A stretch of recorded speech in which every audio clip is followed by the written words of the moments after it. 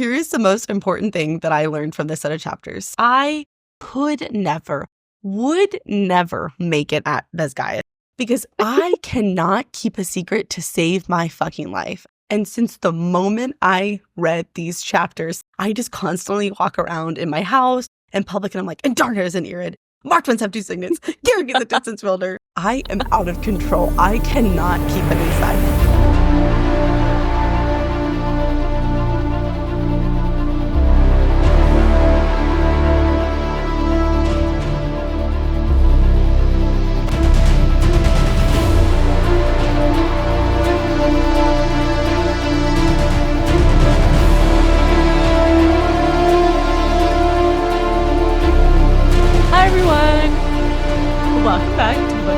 Podcast. I'm Addison. I'm Lorraine, and we are 2 best friends who explore the world of fantasy through book shows and movies, but with a heavy emphasis on books. Guys! Oh, you are in for a wild, long-ass ride this episode, because boy, do we have thoughts. I was already immediately immersed back in Onyx Storm from the first few chapters, but now I'm in too deep. My brain is reeling. It's all I think about. And quite frankly, I've turned for Onyx Storm at this point. Get it? I see what you did there. You're so clever. Yeah. And amped, okay? So as a quick reminder, we are a spoiler-free podcast. We have only read up to the chapters we are covering and no further. So we have no idea what's to come in the rest of the book. This is excruciating because we are dying to read more, but it also hopefully makes it more entertaining for you all. The only person who is in worse shape than Jack Barlow is Lorraine and I, because we are fucking foaming at the mouth to keep reading, guys. My self-control rivals Zayden's. I just want to say that because it is so hard. And you guys have been messaging us and you're like, how far have you read? And I'm like, guys, we can only read up to a certain point. So we're dying, and we do this for you because we love you guys, and it's torture. With that being said, we will be discussing chapters 7 through 12 specifically, but we will definitely be discussing the previous chapters, and in addition, we will be referencing Fourth Wing and Iron Flame as well. I would hope that if you're here, you have already read Fourth Wing and Iron Flame, but you never know, so this is your spoiler warning. Furthermore, we would like to remind everyone that this is an adult podcast where we will have adult conversations. Explicit language or potentially triggering topics may be discussed, so please be mindful of that and adjust accordingly. I already messed that up because I already sweared right off the bat in the beginning. So, sorry guys. Housekeeping. For those of you that have been listening to our Throne of Glass coverage, we have not forgotten about Queen of Shadows. We are still working on getting those edited, but you should expect to see the episode for chapters 65 through 78 posted this week. As soon as we finish Onyx Storm coverage, we will jump straight back into TOG with Empire of Storms. Next, if you are reading along with us, then our next episode will cover chapters 13 through 18. And last but not least, we have gotten some very exciting emails and DMs from you all. So thank you guys for reaching out. We literally love hearing from everybody. It makes our day. We get so excited. And if you are a fan of our Onyx Storm coverage, then the very best way for you to support us is to leave us a review and share it with a friend who loves the Empyrean series as well. This helps us obviously find more fantasy book lovers and grow our book club community. All right, so let's get into the episode. We will start with a book report where Addison will summarize each chapter. Next, we will convene a meeting of the assembly where we will deep dive, analyze, and theorize each chapter. Finally, to end the episode, we will share our favorite moments from the set of chapters discussed. With that being said, Addison, please give us the book report. With absolute pleasure. Chapter 7. Violet and her squad assure Maren that this is not some kind of hazing ritual as they make their way to the infirmary. Once there, they tell Sawyer that they need his help. He is initially hesitant about his abilities, but our boy Riddick tells him with all the love in his heart to put on his fucking uniform, and so he does. They quickly make their way to the wardstone chamber where, surprise, surprise, not only is Mira there waiting, but so is Brennan. Instead of family dinners, the Soren girls prefer breaking laws and committing treason together. Sawyer begins using his metal manipulation signet to alter the runes on the wardstone, and they all start to get a little nervous when the first attempt seems ineffectual. Just when Brennan starts to waver, Violet sees Maren with a stone twirling above her hand. The next morning at Battle Brief, Violet and her squads sit nervously, waiting to get busted. Navarre is informed by Kiandra that the negotiations are continuing, and that means that the fliers get to stay in Navarre. Hooray! But their victory is short-lived because none other than Daddy Aetos bursts into the room and charges Violet with high treason against the Kingdom of Navarre. Boo! Chapter 8. Daddy Aetos doesn't pull any punches. In the same breath, he disowns Dane and tells Violet she's to immediately report to the Cenarium for her trial. But have no fear, the Duke of Chaldeer is here and quickly puts Colonel Aetos in his place and tells him to remove himself if he can't be silent. Xaden, who seems to have given up on keeping Violet shielded out, quickly asks her if she has a plan and scolds her for once again putting herself in danger for him. No surprise there. Turns out Violet also wasn't pulling her punches. Not only does she confess to orchestrating the alteration of the wardstone, but she cleared a path to negotiations for the Alliance, and the Cenarium is welcome for her services. Our brilliant, reckless woman does it again. By altering the words, aka committing treason, the night before the agreement was signed that included a pardon for all the Erasian riders, she and her squad are cleared of all charges. They are then interrupted by the arrival of Queen Mariah, who is impressed by Violet's defense of her flyers, and she grants her access to her treasure trove of a library at her summer home. After being dismissed, a furious Colonel Aetos tells Violet he has been made the commanding general of Basgiath War College, and she may be untouchable, but her friends aren't. As punishment, he sends them all to Samara, where the fighting is most intense. Chapter 9. The squad arrives at Samara, and they are dead on their feet. They are met by Lieutenant Colonel de Grenzy, who it seems also hates Daddy Aetos and doesn't love the idea of sending second-year cadets into an active combat zone, so he tells the squad to get some rest and then make themselves useful wherever they can. The squad gets some rest, but Violet is plagued by a terrible nightmare of her desperately trying to salvage a picture of her family, telling Kat that she's the future queen of Terrandor, and ends with her family burning alive. Yikes! Violet wakes in a sweat, and she and Rhea have a little heart-to-heart while the rest of the squad wakes up. As they prepare to find somewhere to be useful, they overhear two senior riders talking about the attack on Newhall, which just so happens to be where Maren's family fled to. The squad takes a vote and decides to go on a rescue mission. Chapter 10. Fair warning with the summary: I may scream, I may cry, I will likely become incoherent. I apologize in advance. Taryn and Violet break from the squad to fly ahead, but get attacked by multiple wyverns. They're barely managing to hold their own when Thank Dune Atrum shows up. Wait, not Atrum, fucking Shrod and Garrick. How the hell did they get there? Infinity times giant question marks. As if things couldn't get any worse, they run into a literal fucking tornado, and Taryn gets violently thrown into a cliff and knocked unconscious. Meanwhile, Violet is literally fighting for her life and trying to hold herself together because she thinks that Taryn is dead, and also her kneecap has removed itself from the place it's supposed to be. Garrick lands and quickly helps Violet off Taryn and pops her kneecap back into place, and Addison screams because shit with bones and joints really freaks me the fuck out. At this point, we can all breathe a sigh of relief because Garrick is there. Taryn is in fact alive, and Violet is still in one piece.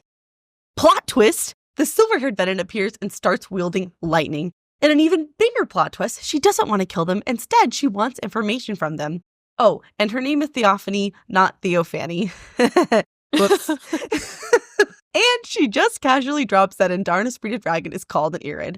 But other than that, not much really happened in this chapter. Chapter 11. Still on the cliffside, Theophany drops several more nuggets of infuriatingly vague information and gets swooped off a cliff by a wyvern, which, not gonna lie, is kind of badass.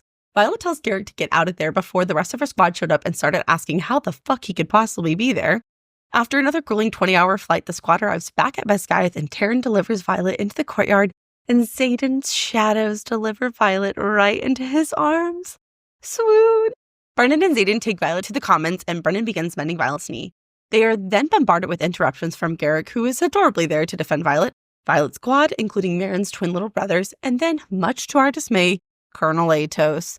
But never fear, despite his every attempt to punish them and get the upper hand, he is thwarted. The moment Violet's knee was mended, Daddy Duke Xaden orders everyone out, and we all brace ourselves for the fight we knew was coming. But Xaden surprised us all and grabbed Violet and slammed his mouth against hers. Chapter 12. Xaden and Violet proceed with a steamy makeout session, but much to our disappointment stops it before it can go any farther. Boo! Xaden tells Violet that he completely lost his mind when he found out she was in danger, no surprise there, but also he feels like he's losing control of himself. Violet then asks him about Garrick's second signet, and Xaden confirms that not only is he a distance wielder, but several of the marked ones can wield 2 signets. The conversation ends after Violet tells him she thinks that the Venin can wield signets as well. Over the next week, things at Basgiath almost go back to normal. Violet receives a coded message from Xaden telling her he slipped and channeled from the earth again. Violet and Imogen then go to see Jack Barlow, who is in rough shape, and Violet gets Jack to answer 4 questions about being Venin in exchange for a tiny medallion imbued with just enough power to keep Jack fed for about a week. After answering her questions, Jack threatens to tell that Violet fed him power, but our girl Imogen steps into his space and says, "Hard to talk about something you don't remember." And that concludes the book report. Thank you for giving us that excellent book report. And now let's get our assembly meeting started. And of course, we always start with some overarching thoughts. Get ready, guys. I had fun with these. Okay. This set of chapters had it all. Excitement, intrigue, suspense, terror. The general consensus I've seen is that people were a little on the fence after the first several chapters. And I can see why. I disagree, but I get it. But after this set of chapters, I was like, who could possibly still be like, me? I don't know. It's kind of boring. I don't think I like it. Are we reading the same book here? My jaw was permanently on the floor. My soul kept trying to leave my body. And after Theophany got introduced, I'm pretty sure I blacked out.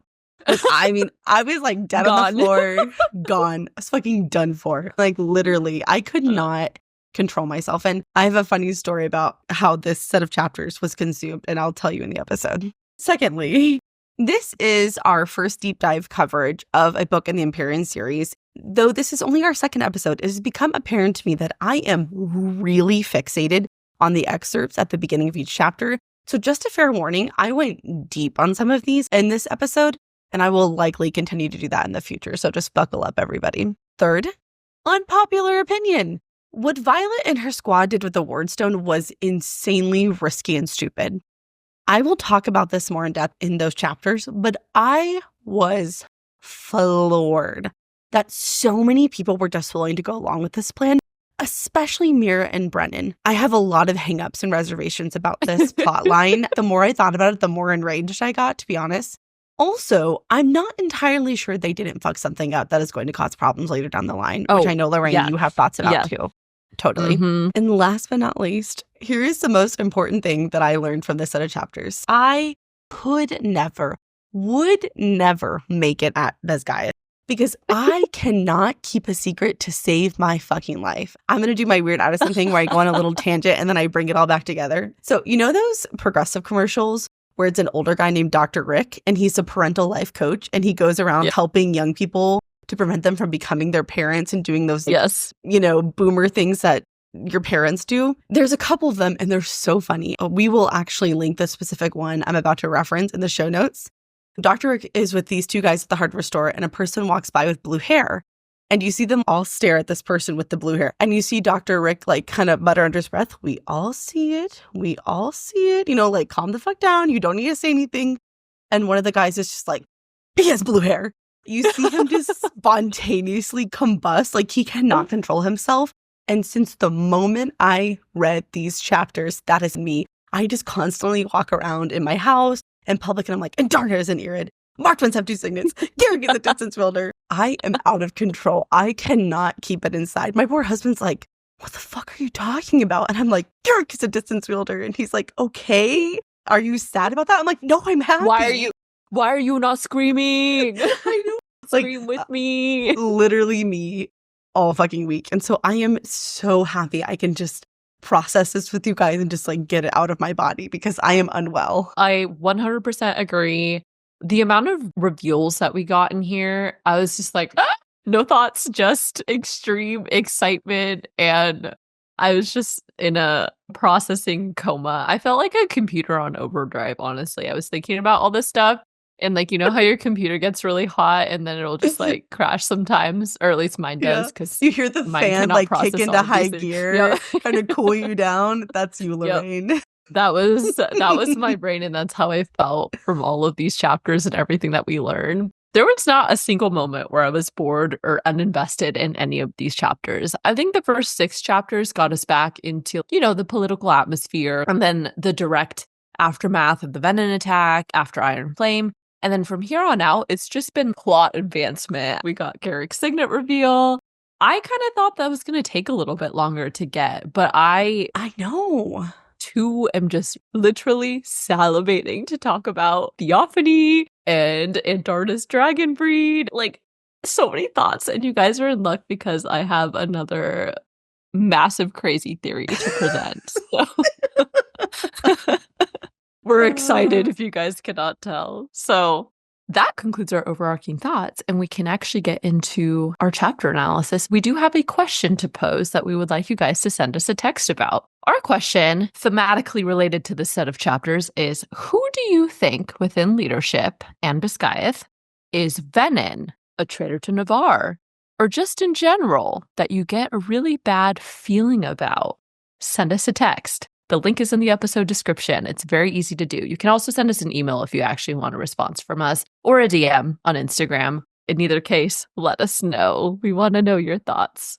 But only spoiler free, please. If you've actually read ahead, totally fine, but don't tell us if it's revealed in the book. You can, I guess you can give us a character name, but if you know something that we don't yet, be selective about your reasoning and what you tell us about it. Yeah.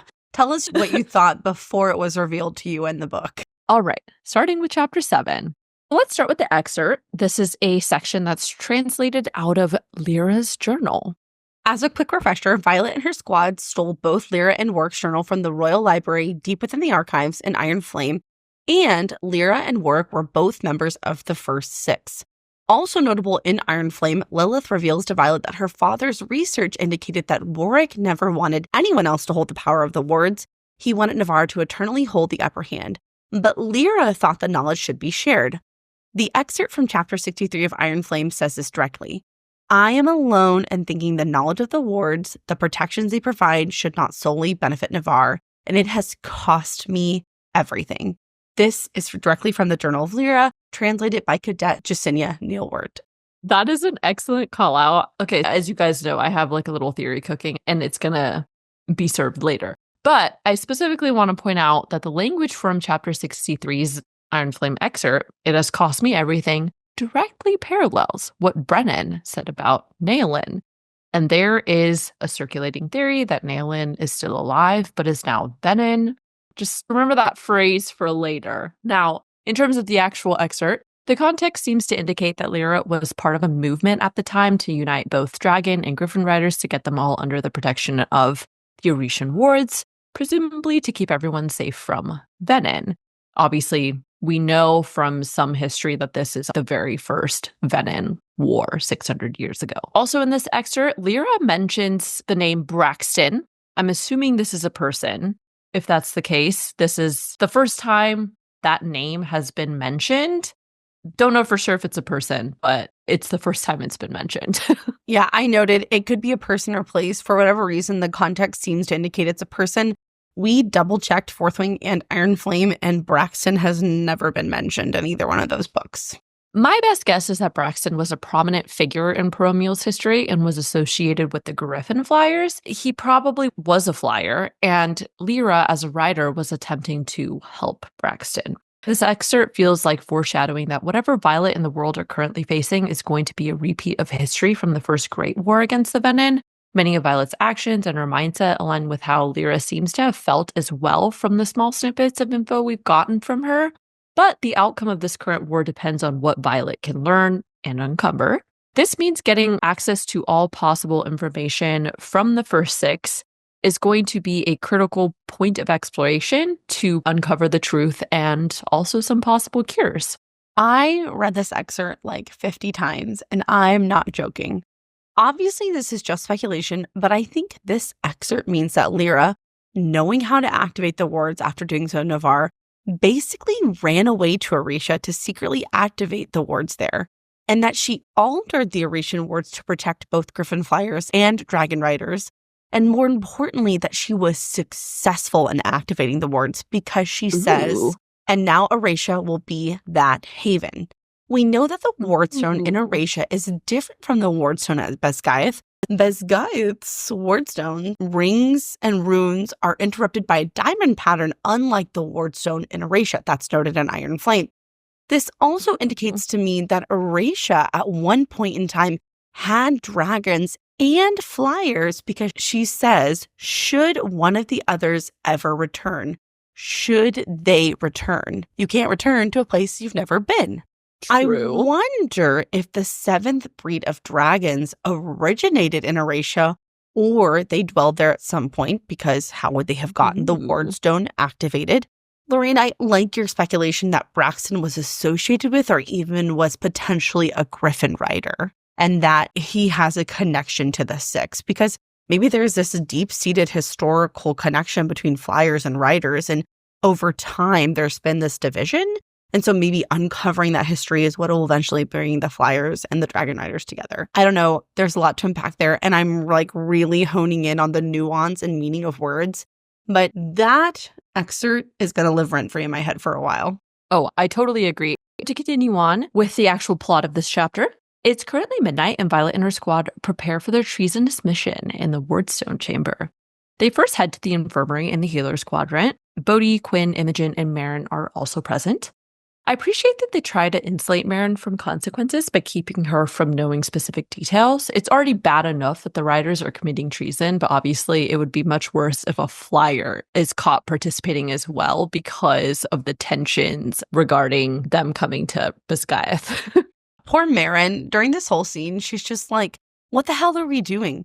I thought it was so funny when she was like, is this some kind of hazing ritual? Because that's low-key what it kind of seemed like. They were like, get up, and they don't tell her anything, and they're like, don't ask any questions, you'll find out when you get there. Right. Like, they're so secretive. It's also noted that a healer named Dyer is both helping them get into the infirmary and then also drugging the other healers to keep them asleep. Violet tells Bodhi that she saved his life during navigation last year, and this is a callback to Iron Flame during the first land navigation test her squad participated in for RSC class. Dyer was the healer Violet has shoved behind her squad when they encountered Bade, thus saving his life from Bade's fire. I also want to point out that Dyer is a fucking hero. This is the second time he's saved Violet's ass. After they steal the journals in Iron Flame and Arik's hand is all burned up from putting his hand through whatever ward is protecting the journal, she tells the squad to take Arik to see Dyer to heal his hands. And had she not done that, there is a high probability that Arik would have been busted as an accomplice, and also his true identity would have been revealed. So Dyer is a fucking hero.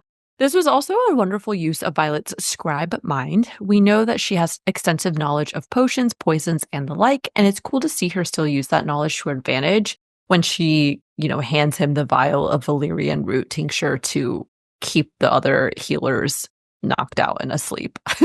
The squad heads straight to Sawyer, and I love that they are still involving him in their plans because he is still part of the squad. Oh, I know. Me too. I was wondering how Rebecca Yarros was going to incorporate Sawyer into the story and the squad shenanigans, and I think she did a great job with this whole section. Something that stood out to me about this conversation is Violet says it involves altering the very material a rune is tempered into without destroying it. Sawyer responds with, then you're fucked because I can't think of a single rock or earth wielder in our history. And at first you're like, Addison, who gives a shit about that?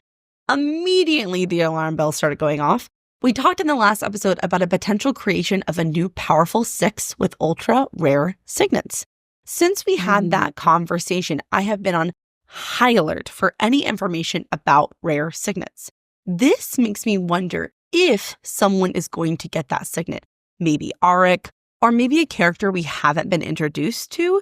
And if they did, if that signet would be considered powerful or rare enough to be part of a new 6. Ooh, yeah. Because remember, distance wielding is very casually mentioned in the beginning of this series. Like, oh, there hasn't been a distance wielder in hundreds of years. Oh, surprise, surprise. Book 3, Garrick is a fucking distance wielder. So I'm like, is that a hint? Especially when they say we've never had one in our history. Yes, never. I like it. So it did break my heart, though, when Sawyer first tries to refuse to help because he doesn't believe he's good enough as a metallurgist. Also, I was a little confused when Sawyer says, Sleek won't even, and then he trails off. And I was like, won't even what? Talk to him? Is Sleek one of the dragons that doesn't approve of what's going on? And so he just doesn't want Sawyer to get involved? I don't know. I was really confused by the Sleek comment as well. I tried, but honestly, I came up with nothing. No idea. And honestly, I don't think it's that important, but maybe I'm wrong. Yeah, probably not. But in regards to Sawyer's response, honestly, I don't blame Sawyer. Even though this is technically his third year in the quadrant, because remember, he had to repeat his first year. He's barely had a signet for an entire year. And a big chunk of that, his education was extremely unconventional, with the whole moving to Erasia thing. We're talking about a fucking wardstone here. Okay, guys, and you can see this is the beginning of where I get heated about this plan because I think it was incredibly fucking stupid and I'm annoyed by it. Okay, I'm triggered. Yeah. It is an ancient stone that really, truly no one knows anything about.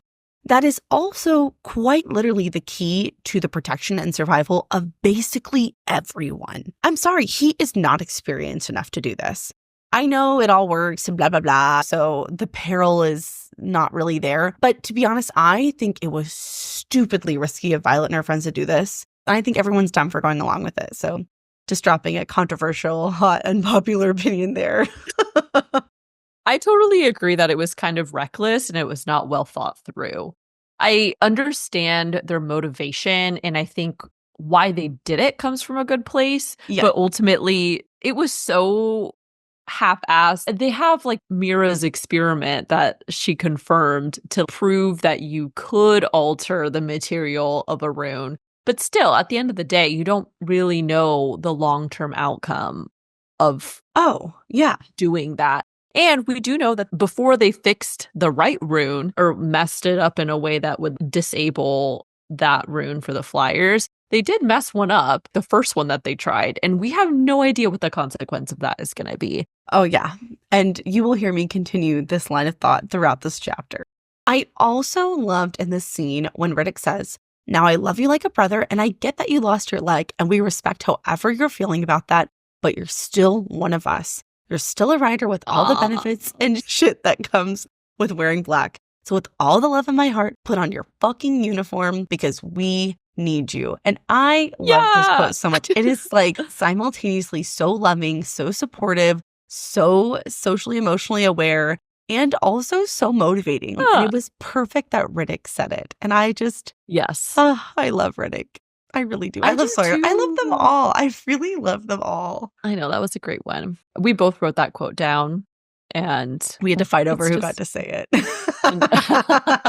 Anyways, so with Sawyer on board, Quinn stays back to cover for his absence with her astral projection, and the rest of the group heads to the wardstone chamber. God, Quinn's signet is so fucking badass. I'll never get over it. Every time she does something, I'm like, Jesus Christ, how is that not one of the most rare and ultra powerful signets? Okay, that shit is crazy. For real. I know. And it comes in so handy for them all the time. So through a convo with Taryn, we learn that this plan has the full support of the Aetos riot, but no other dragons were informed. Once again, I was a little surprised that the Aetos riot was in full support of this. I understand that they are sympathetic to and even like the Griffin Flyers, but they are literally risking the safety of their own hatching grounds based off of a theory. And I just cannot fucking believe they all went along with it.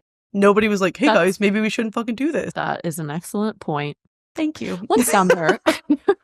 Violet is surprised to find Mira already down there because she dismissed the guards in anticipation of what Violet was planning to do. I'm actually a bit surprised Violet didn't tell Mira about this plan. I guess it's probably because A, she knew Mira wouldn't approve, and B, she's really taken the selective truth thing from Iron Flame to heart, and I think she doesn't really want to risk Mira getting in trouble. Mira's concern centers around worry that they'll cause wards to fall and then face execution for treason, but she ultimately agrees knowing Violet would try again and figures their chances were better with both their help, thus revealing that she looped Brennan in as well. I am very happy the siblings are shenaniganing together. I know that's not really a word, but I made it up. It is now. Yeah. They've been through so much, and I love that they're on the same team and they, ultimately help each other out when push comes to shove.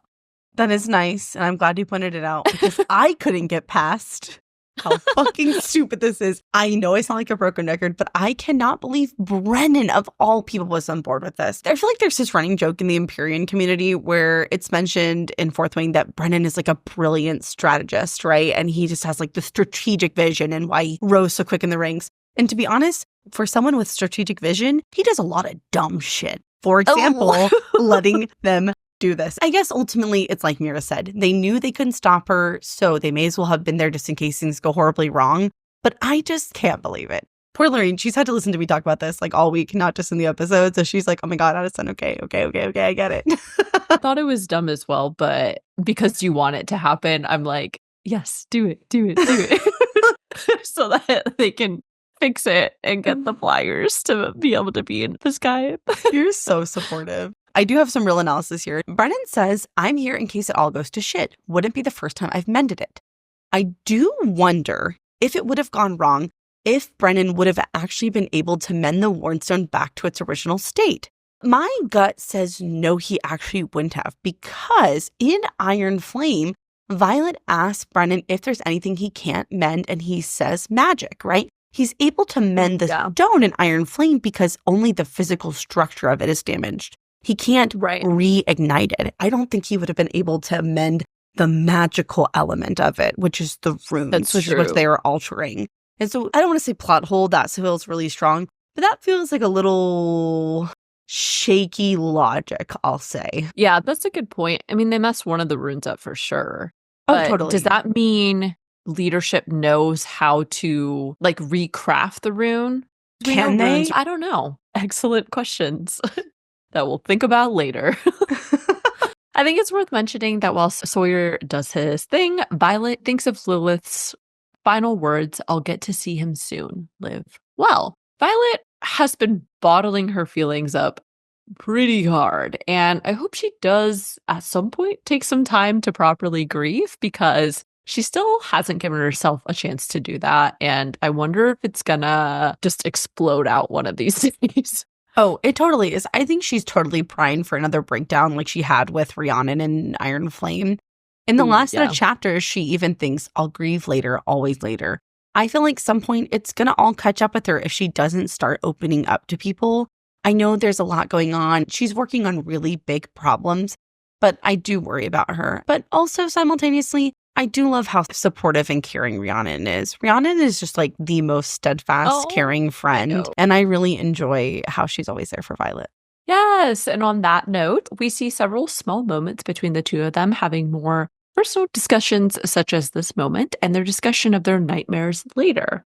I'm glad Violet can confide in her squad now, because we know how hard it was for her to keep all of those secrets from her friends in Iron Flame. And ultimately, they do all need each other. Sawyer's first change leaves Riddick muttering, kind of wondering what protection we just took off, as we've harped on over and over again at this point. But the second attempt is a success. Maren is then able to wield her lesser magic, and she twirls the stone above her hand. And then Mira also confirms that she is 99% sure that the protections against dark wielders are still in place, as she feels for the wards. Violet ensures everyone that they wouldn't stand trial for treason, and phase 2 of her plan commences. The next morning, Violet and her squad anxiously sit in a battle brief. Violet is immediately relieved to get confirmation from Kat that Xaden's title as Duke Zaddy Ryerson has been officiated as of 8 a.m. that morning. This also, of course, was the final part of Violet's plan, ensuring that they couldn't be charged with treason for messing with the wards. I thought it was funny that Kat secretly messes with the Navarrian writer's emotions and says, you said we couldn't tell anyone, not that we couldn't play.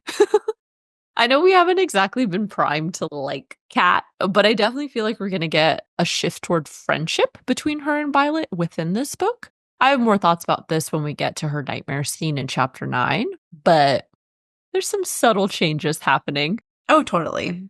Professor DeVera enters the battle brief and announces that Professor Keandra would be leading battle brief with her, given the news that our nobles are back in active negotiations for an alliance. One thing I really like about DeVera is that she is like such a no bullshit teacher. When that third year complains about uneven wing sizes for ward games, she says, get over it. We're not playing games anymore. we're preparing you for a war. And you're like, oh, damn. But it's true. God. They are preparing for a real war. You know, that was a narration writer saying that. Yep. That totally fucking took me out. For me, Devera is like the Professor McGonagall of this series. Yeah. There's just a lot of similarities or parallels into how I view those characters. I just fucking love her. And also, I just can't get over how fucking stupid this cadet is. A third year nonetheless. Not a first year or a second year, but a third year. It's like, bro, are you fucking kidding me? There are literally fucking power-draining soulless Venin out there, and you're worried about war games. That's what's important to you right now? You might all be dead before graduation. Yeah. And it's so funny because I think Riddick is like, did they forget what happened 2 weeks ago? And Ronan's like, I'm pretty sure they forgot what they had for breakfast. Yep. Just like, I don't know how Devera didn't just snack him and like just fucking should have sent him out to the outpost immediately. Thank you. And, like, you want some fucking war games? How about this? I'll show you some war games. Yeah. So obviously I agree. But to be just a little bit fair, the entire structure of Basgiath has transitioned from being a school to, you know, an official military unit at this point. We've always known that there'd be potential for riders in school to be used in battle if necessary, but it's actually happening now. There was no easing into this, so I'm guessing there's maybe some shock for everybody, or maybe everybody's so shocked that they're relying on a little bit of normalcy of how a typical school year would go in order to keep them mentally straight here. Devera also restructures the wing leaders to the following. Iris Drew leads first wing now. Aura Beinhaven leads second wing. Lyle Sterling leads third wing. And Dane Aetos leads fourth wing.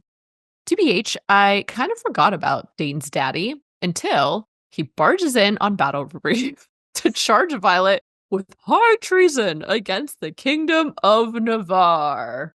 Supposedly. Moving on to Chapter 8. Let's talk about the excerpt. I do find the discussion of gods interesting. I feel like there's been a transition of god talk becoming something more solid or more prominent in Onyx Storm compared to Fourth Wing and Iron Flame. I don't know, something feels a little more solid about all of it now. But regardless, Hadian is the god of wisdom and Zunal is the god of luck, and it seems pretty clear that our characters are going to need a lot of luck in this book moving forward. Oh, absolutely. And for those of you wondering, I took the liberty of doing a little search through Fourth Wing and Iron Flame, and Hadian has never been mentioned before, but Zunal was mentioned multiple times throughout Fourth Wing and Iron Flame. I don't think we need to be on God Watch for this series, at least not yet, although Lorraine may have a slightly different opinion about that. I think it's likely just part of the world building, but we'll keep an eye on it for you guys. But I do agree with you. It does feel that we're building a little more world building deity structure into the series in this book so far. Daddy Aetos is pissed. But I actually found it really sad that Dane says dad, and then his own dad responds, I have no son. Like, it's so mean. Obviously, I'm not a fan of Daddy Aetos, but that made me dislike him even more. To quote Riddick, I fucking hate him. Yeah. Okay, so I'm always looking for an opportunity to defend Dane because I love him, and if that offends you, we should talk. It's time for me to put on my Dane Defender hat. Poor Dane's entire world has been turned upside down in every possible way. He is not without fault in what transpired between him and Violet, but it's really sad to think about how his two most treasured relationships have been blown to smithereens, Violet and his father. I know things are getting better with Violet, but they still aren't close in the same way, and now his father is just straight up disowning him. And it really feels like Dane is just kind of on this island all alone with no real support system. You know, he's kind of sort of back in the group, but I feel like he's on the outside, and it just makes me really sad for Dane. I know. I kind of hope he comes back into the fold a little bit more. Yes.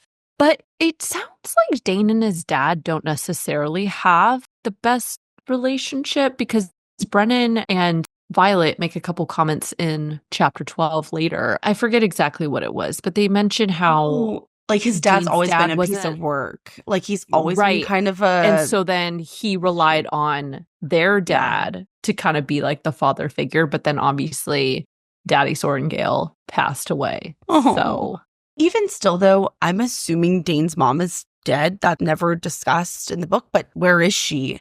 So assuming that, Dane has only had his father, and now his father's like, I have no son. And that's really sad. It's really, really sad. It's really shitty. Yeah. Yes. And on the note of Dane, I also appreciated that he attempts to step in to help Violet, but there's not much to be done at this moment because Daddy Aetos has been promoted to general, which is really unfortunate. He takes her to the Great Hall where the Cenarium is gathered, and I derived so much satisfaction when the Duke of Chaldeer puts Aetos in his place and says, remove yourself, you can't be silent, Aetos. You have no purview here. And I was like, yeah. Oh, I was gleefully cackling at that. I have a feeling I'm going to like the Duke of Chaldeer. Fortunately, we can take comfort in knowing that Zaddy is there to support Violet with his soft, caressing shadows and his thought, I've decided I'm done not knowing what you're up to. Okay, so I took this to mean his shields won't be up anymore or nearly as often so she can reach him pretty much at all times. Is that what you took that to mean as well? I didn't think about exactly what it was going to mean, but I like that. So, okay. Yes. Yeah. Well, just because in the first 6 chapters, his shields are up all the time. And Violet's like, God damn it, not again. And now all of a sudden, his shields are wide open. He's always in her business. So I'm like, okay, so we're done with that. True. Thank God. Yeah. Okay. Violet mentally confirms with Xaden that he signed the accord for the Oration Riot to stay while the Scenario members discuss whether the wards were still functioning as they should outside of allowing the fliers to wield. She then confesses to the Scenarium to being fully responsible for altering the wardstone, and thanks to her clever maneuvering and timing, there is nothing that she can be charged with because when the accord was signed in the morning by all the Scenario members and the king, it automatically pardoned the riders for any past offenses. In the words of Zaddy, Violet is indeed a brilliant, reckless woman. And I totally agree. It was very smart, obviously also reckless, but thanks and all that this all worked out for them. I just loved the way this whole scene played out. I loved after her very direct, no-nonsense confession, the Cenarium just stares at her in stunned silence. I know. It's kind of funny to think about because these people are arguably some of the most powerful and influential people in the entire kingdom. And the Duchess of Maren is just like, what the fuck do we even do with that? That's true. Nobody knows how to react or what to say. It's like, you're welcome. And you're just like, okay. Thank you for committing treason. I loved it. I love that we also meet Queen Mariah. And based on first impressions alone, I am deeming her a top tier queen. So first of all, she's wearing super cool armor, breeches, and a short sword. And second, in exchange for Violet taking a risk on behalf of Poromiel's fliers, she grants Violet full access to her library to aid in her research for how to defeat the Venin. We love a queen who never shies from the truth, but this is fantastic because Violet has access to Viscount Takaris's library and the Queen's library now. And hopefully Poromiel's information will be more useful because it hasn't been altered in the same way that Navarre's has. I feel pretty confident that Violet will find something useful within those libraries somewhere. Okay, so for those of you that are new to the podcast, Lorraine is very hopeful and optimistic, and I rain on her parade all the time. So, hate to be the bearer of bad news, I've got 2 issues here. The first is, and Queen Mariah sort of alludes to this, I would be surprised if Violet finds anything of significance in Poromiel's library. Poromiel has never denied the existence of Venin, and in fact, probably more than anyone have been looking for ways to defeat them for hundreds of years because they're out of the perimeter of the wards. So I don't think there's going to be anything in that library that is groundbreaking or earth-shattering. Maybe Violet will piece something together, but I don't know if that's really going to help. Now, Viscount Takaris's library, that's a little different because I can see him just collecting all these really rare, important books and never reading them. But that seems more likely to me. But also, yeah. My second question is a little bit of a logistical issue. How is Violet going to access these? I don't think that they're going to let Violet leave and go sit in these libraries for weeks and weeks and research. And it's obviously impractical to bring all the books to the library. So my question is, how the hell is this going to work? Because even bringing a catalog to her, like Queen Mariah says, let's say Violet's like, I want these 50 bucks. Then they have to communicate that. They have to transport them. Not to mention, where is Queen Mariah's house? it's in Poromiel somewhere, which is surrounded by Venin outside of the wards. So I have a lot of questions on how this will actually logistically be beneficial. That is a good point. Thank you. I hadn't thought about the logistics, but if she has access, I feel hopeful that she will get her access. I'm like counting on her getting access to those libraries so that she could do her research. God, you're so funny. One of my last thoughts for this scene of the scenarium is this. In the last episode, I planted my flag on the hill that Violet and Halden were a thing, and I just want to point out Violet's thought here. I quickly take my leave, escaping before King Towery or Halden can appear. Why would Violet be worried about running into Halden? Makes you wonder. I don't think we need to wonder about that anymore. I think we're just waiting for it to be fair enough. Text-based confirmation. Yeah. Mm-hmm. So after the meeting, Violet finds her squad waiting outside.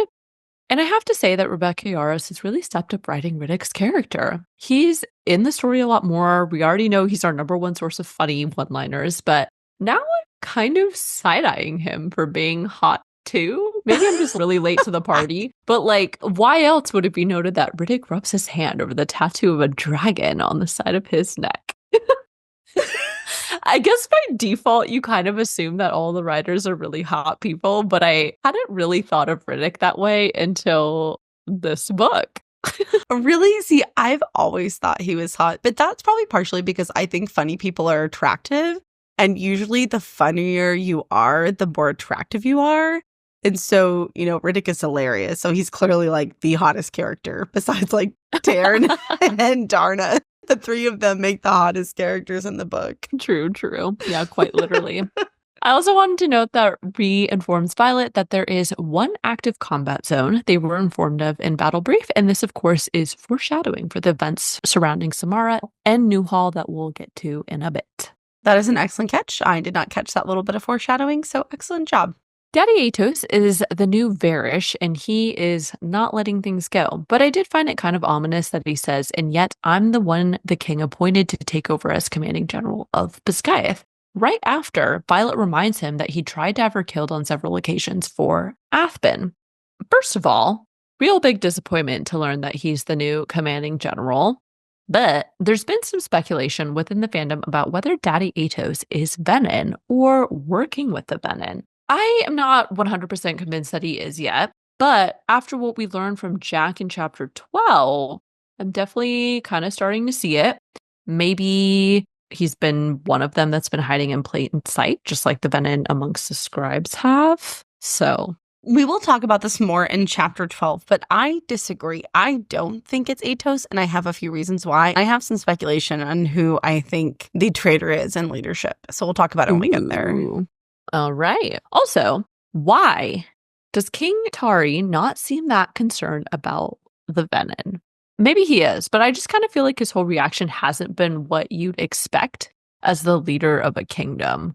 He is there for negotiations with the Cenarium, but we never hear from him. I don't know. I just found what little we know of his reactions to be a bit odd. Now that you point that out, it does seem like the king, who is, the fucking ruler of Navarre, has been mysteriously absent from the entire series. It sort of seems like Melgren and Lilith were just running things, and Taria was just hanging out, just there. Yep. Just, I don't know, doing whatever kings do. And nothing else, yeah. Well, it seems like he didn't even show up to the Cenarium agreement until it was literally time to sign.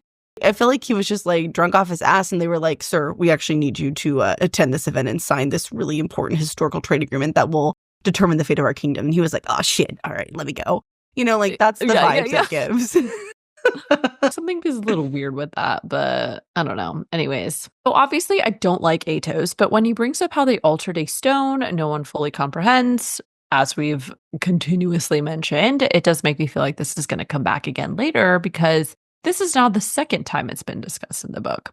And we have a little saying that we've adapted, and it was first stated by Addison, but it goes, once is an introduction, twice is a pattern, and 3 times means it's on, or something similar to that. I botched the wording a little bit. Addison can explain the actual phrasing of it, but I am keeping this bookmarked in my brain. Oh, baby, you botched that so bad. So this is a saying that I feel like I coined. It's possible I heard it and forgot where I heard it from, but I'm going to say I coined it in a book, specifically a series, especially when you're deep diving.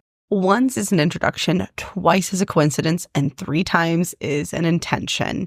But you got the general gist down, so Yes. You did pretty good. Let me preface my next thought with this. I do not like Daddy Aetos. I think he's terrible. I'm not really defending him, but I will say in this small instance, I do think he's right to be outraged. You can probably tell based on my thoughts throughout this episode so far, I am not a fan of what Violet and her squad did. It was incredibly risky. And what Colonel Aetos says here is right. They altered a stone no one fully understands and endangered the lives of everyone in the kingdom. Hadn't they messed that up, the Venin could have overrun Navarre, just drained everybody and everything. And so I do get his outrage here. I also understand the legal loophole in which Violet is pardoned. So there's that. I do understand his outrage. Same. Violet has really come into her own confidence, and I'm glad that she tells Aetos off when she says, I'm no longer the scared first year, unsure if I'd survive threshing or be capable of wielding. One of my dragons is among the most powerful on the continent, and the other is the rarest. You can't afford to kill me. She does make a fair point. As a lightning wielder, her power is extremely important for defeating the Venin. I do worry a little bit when he responds, your siblings may be out of my chain of command, but your friends are not. And we know he knows this, presumably from Barish figuring out that Violet's friends and loved ones are her weakness during his awful interrogations of her and Iron Flame, since Barish's signet is being able to detect people's weaknesses. I really loved Violet's boldness and confidence in this scene with Colonel Aetos, but part of me does wonder if perhaps this was not the best route to go. Colonel Aetos gives Napoleon complex real bad, and considering he is now the general of the War College, maybe it wasn't the best idea to bait him. You don't want to bow down to him and just, be a doormat, but I feel like maybe publicly humiliating him, not the best idea. That was definitely poking the bear. Yes, exactly. 100%, yeah. Aetos does try to flex his newfound general status and orders that every second year in Violet's squad was hereby ordered for 2 days of duty at the outpost of Samara, beginning the very next morning, meaning they'd have to fly all night to make it in time. It does feel a little bit like Aetos is still trying to get them killed, and you do have to wonder what his ultimate angle is. Oh, I think Violet is right that he really can't afford for Violet to be killed, but he is absolutely hoping to punish her by trying to get her squad mates killed. There's no doubt about that in my mind. I mean, he even says it, I hope you all return intact. Like, he wants them to be dead and or maimed. I don't think there's any subtlety in what he said. All right, so that ends chapter 8. Moving on to chapter 9. So this chapter's excerpt comes from the Dragon Riders Codex, and it states that calling cadets into service during times of war can only be authorized by the commanding general of Basgiath. Officially, this means that Aetos gets to make that call, and he did. Obviously, this excerpt plays straight into the events of Chapter 9, which we are about to get into. After 22 hours of flying straight through the night, Violet's squad arrives in Samara, where they first report to Lieutenant Colonel de Grenzy. Samara is not looking great, thanks to the Venin and Wyvern attack, and Colonel de Grenzy doesn't seem excited about Aetos being named the commanding general of Basgiath. I thought it was interesting that de Grenzy is like, they really gave command of Basgiath to Aetos. You can just tell the way he says it, like it drips with disdain. He's just like, of all the candidates, you picked him. And I think that just really shows all around that he is not very well liked, especially when you consider that de Grenzy is at an outpost that is 18 hours away and probably doesn't spend that much time with Aetos. And even from 18 hours away, he's still like, yeah, I fucking hate that guy. De Grenzy also informs them that the information was outdated because the fight against the Venin ended yesterday. Specifically, he says, once our perimeter fell, Venin didn't need magic to get inside the post anyway, nearly lost our power supply, killing them off. We managed to repel them across the border, but the front is just over the hill. As far as I can tell, they don't mention why the wards fell in the first place in Samara, but is it possible that the wardstone they mess with, that no one seems to know the consequences of, caused a temporary weakening? Or did something with the magic that Venin could then sense and take advantage of? Those are good speculation, questioning thoughts. This has actually been a point of confusion for me throughout the whole series. After finishing Iron Flame, my assumption was that the wards would falter because the Griffin Flyers were attacking the outposts and stealing the alloy weapons that we know boost the natural perimeters of the wards. If they took enough, the wards would go down temporarily until the right amount of alloy was restocked. That was my working knowledge going into Onyx Storm. Right. This is even confirmed by DeGrenzy when he says, we can't afford to draw more daggers from the armory if we want to keep the wards in place. Yes. But at this point, I feel like it's pretty safe to say that the Flyers definitely are not hitting up Samara and stealing the alloy. So why would they still be going down? My speculation at this point would be that it has something to do with the Venin. But I don't know how they could be taking the wards down. And if they could, why wouldn't they be doing it all the time and in larger assaults? And why did it just start happening recently? And fourth, when the concept is first introduced to us, Violet thinks something to the effect of, this has really only been happening in the last year. So I'm confused about this. And I feel like there's more to why this is continuing to happen. I totally agree with that. It's definitely odd. And I wonder if the fact that the Venin could have been drawing from the surrounding areas is affecting the stability as well. Maybe no one really knows the larger effect of desiccating the land on the overall balance of magic. This is obviously speculative and it's unconfirmed, but it was just a side thought I had about it. Maren asks if Newhall was affected because it's close by and it's where her family is currently staying. DeGrenzy confirms that it is still standing, but they're under strict orders not to allow anyone in unless something in negotiations changes, though they did help the Poromish village out until the Wyvern Horde departed. In addition, I have some side thoughts that occurred to me at this point because I was looking at the map to see where Newhall was relative to Samara. I don't have any kind of formal thought or analysis, but I do want to mention this because I think it may come back up later. We know from Iron Flame that the Venin had been attacking along the Stonewater River, and Newhall is sort of the final village in the Poromish area before you hit Navarre's border. And I find it really interesting that the Stonewater River flows out into the Bay of Malik, which is right next to the Barrens. As far as we know, quote unquote, the Venin originate from the Barrens, but there is also a lot of language related to commending souls to Malik and how the Venin basically exchange a part of their soul to access magic directly and the like. I looked up Malik in associated meetings, and there is a similar word, Moloch, spelled M-O-L-O-C-H, which is connected to biblical terms, including sacrifice, and in more modern times has been figuratively used in reference to a power which demands a sacrifice. I'm looking at you, Venin.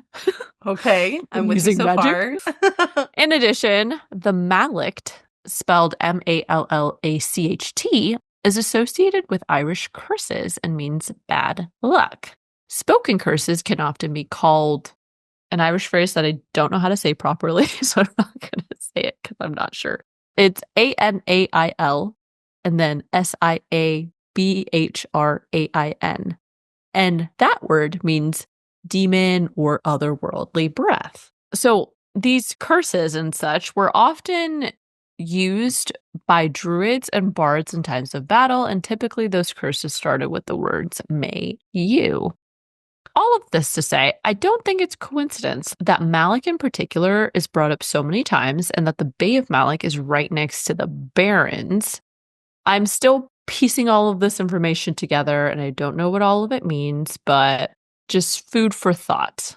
Now, to get back on track, I really appreciated DeGrenzy's comment about Lilith and how she was an outstanding commander before warning Violet and Taryn to lay low so as not to draw attention of the Venin again. First, it's nice to get more context about Lilith since we didn't really know much about her in Fourth Wing and Iron Flame. It sounds like Lilith was really respected as a commander. Second, DeGrenzy's comment, especially the not much we can do if Taryn's been spotted, definitely serves as a little bit of foreshadowing for the events in Newhall later. DeGrenzy is then pulled away by an officer but tells the squad to get some rest and then make themselves useful whenever they see fit. And boy, do they take that order to heart. Violet suggests Zayden's room as a place where the squad can safely rest, and this is yet another reason to love Duke Sadie Ryerson because he always finds a way to look out for Violet, even if he doesn't know it. Swoon. Swoon. I feel like everything about Xaden, I'm like, oh, swoon. Oh my god. Yes, I love him. I'm still worried for him, but I love him. Okay. Yeah. I don't think this book ends well. Let me just say that, guys. Again, we promise we have not read ahead, but the devastation I see on social media for people like in a non-spoiler way, I do not feel good. It makes me very nervous. Yeah. Yes. Oh, yeah. But the next sequence in this chapter is another nightmare that Violet has. In this dream, she is desperately searching for a painting of her family while her room burns from blue flames. Just as she finds it, the beams of her bed crash down, causing Violet to drop the painting, which catches fire. All of this occurs while Catriona, of all people, drags her toward the door to try and get them out of the room. Here are some details that stuck out and questions, of course, that we have about this scene. My first question about this dream is, what room is Violet in? We know it's her room, but is it her room at Basgiath in the writer's quadrant, her old bedroom in the general's quarters, the room she shares with Xaden and Horatia? What specific room is she in? Also in this dream, it's pretty clear that they're being attacked by Venin because of the blue flame and Cat yelling, "They've taken the hall. We need to fly." In addition, Violet is also desperate to find this painting of her family because they're all she has left. But when she drops it, she thinks, as the flame engulfs the portrait, it's no longer a painting, it's them. My parents, my family, they're burning. This was really interesting to me because when you say they're all she has left, it begs the question, what about Xaden? What about her squad mates? What about her siblings? What does Violet mean by they're all I have left? And I'll tell you what it means. It means something bad, really bad. Also, I found it interesting that Cat is the person in this dream, and Violet yells to her, "You have to live. He'll choose you. I know he will. You're the future queen of Tyrandor, and your people need you." Okay, this is mega confusing to me because there is no king or queen of Tyrandor. There's only a duke or a duchess at this time. It's Xaden. He's the Duke of Tyrandor. Also, we know that Cat is actually in line for the crown of the kingdom of Poromiel. By my count, she's currently fourth in line. You have Queen Mariah, the current queen. If I count Dakaris, the first in line, we discussed this in the last episode. It's also discussed in Iron Flame. Serena, Cat's older sister, and then Cat. And Serena and Cat are Dakaris' nieces. Queen Mariah and Dakaris have no children of their own, so however that works lineage-wise, Cat is in line to the Poromish throne. So it's really confusing, the phrasing of Queen of Tyrandor, because that would imply that Tyrandor has ceded from Navarre and is now its own kingdom. And not to mention the layers of like, Xaden would never choose Cat. Baffled. Totally baffled by this. Yes. So my overall dream interpretation, I think at a basic level, this dream is a subconscious portrayal of Violet's fear and anxieties. We know she's desperate to find a cure for the Venin, to save Xaden and protect the people she loves. So running out of time and losing everyone to the Venin is literally her worst nightmare. She also fears for the people of Tyrandor and wants to ensure they stay alive because of the sacrifice Xaden made to do so as well.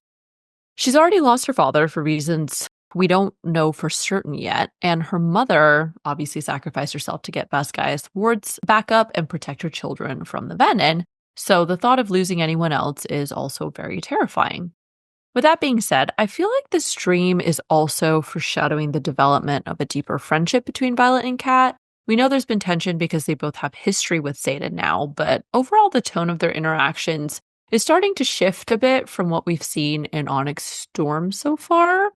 I don't know why else is she in this particular dream, but I also had another side thought regarding why Violet is actually having this dream with Cat in it specifically.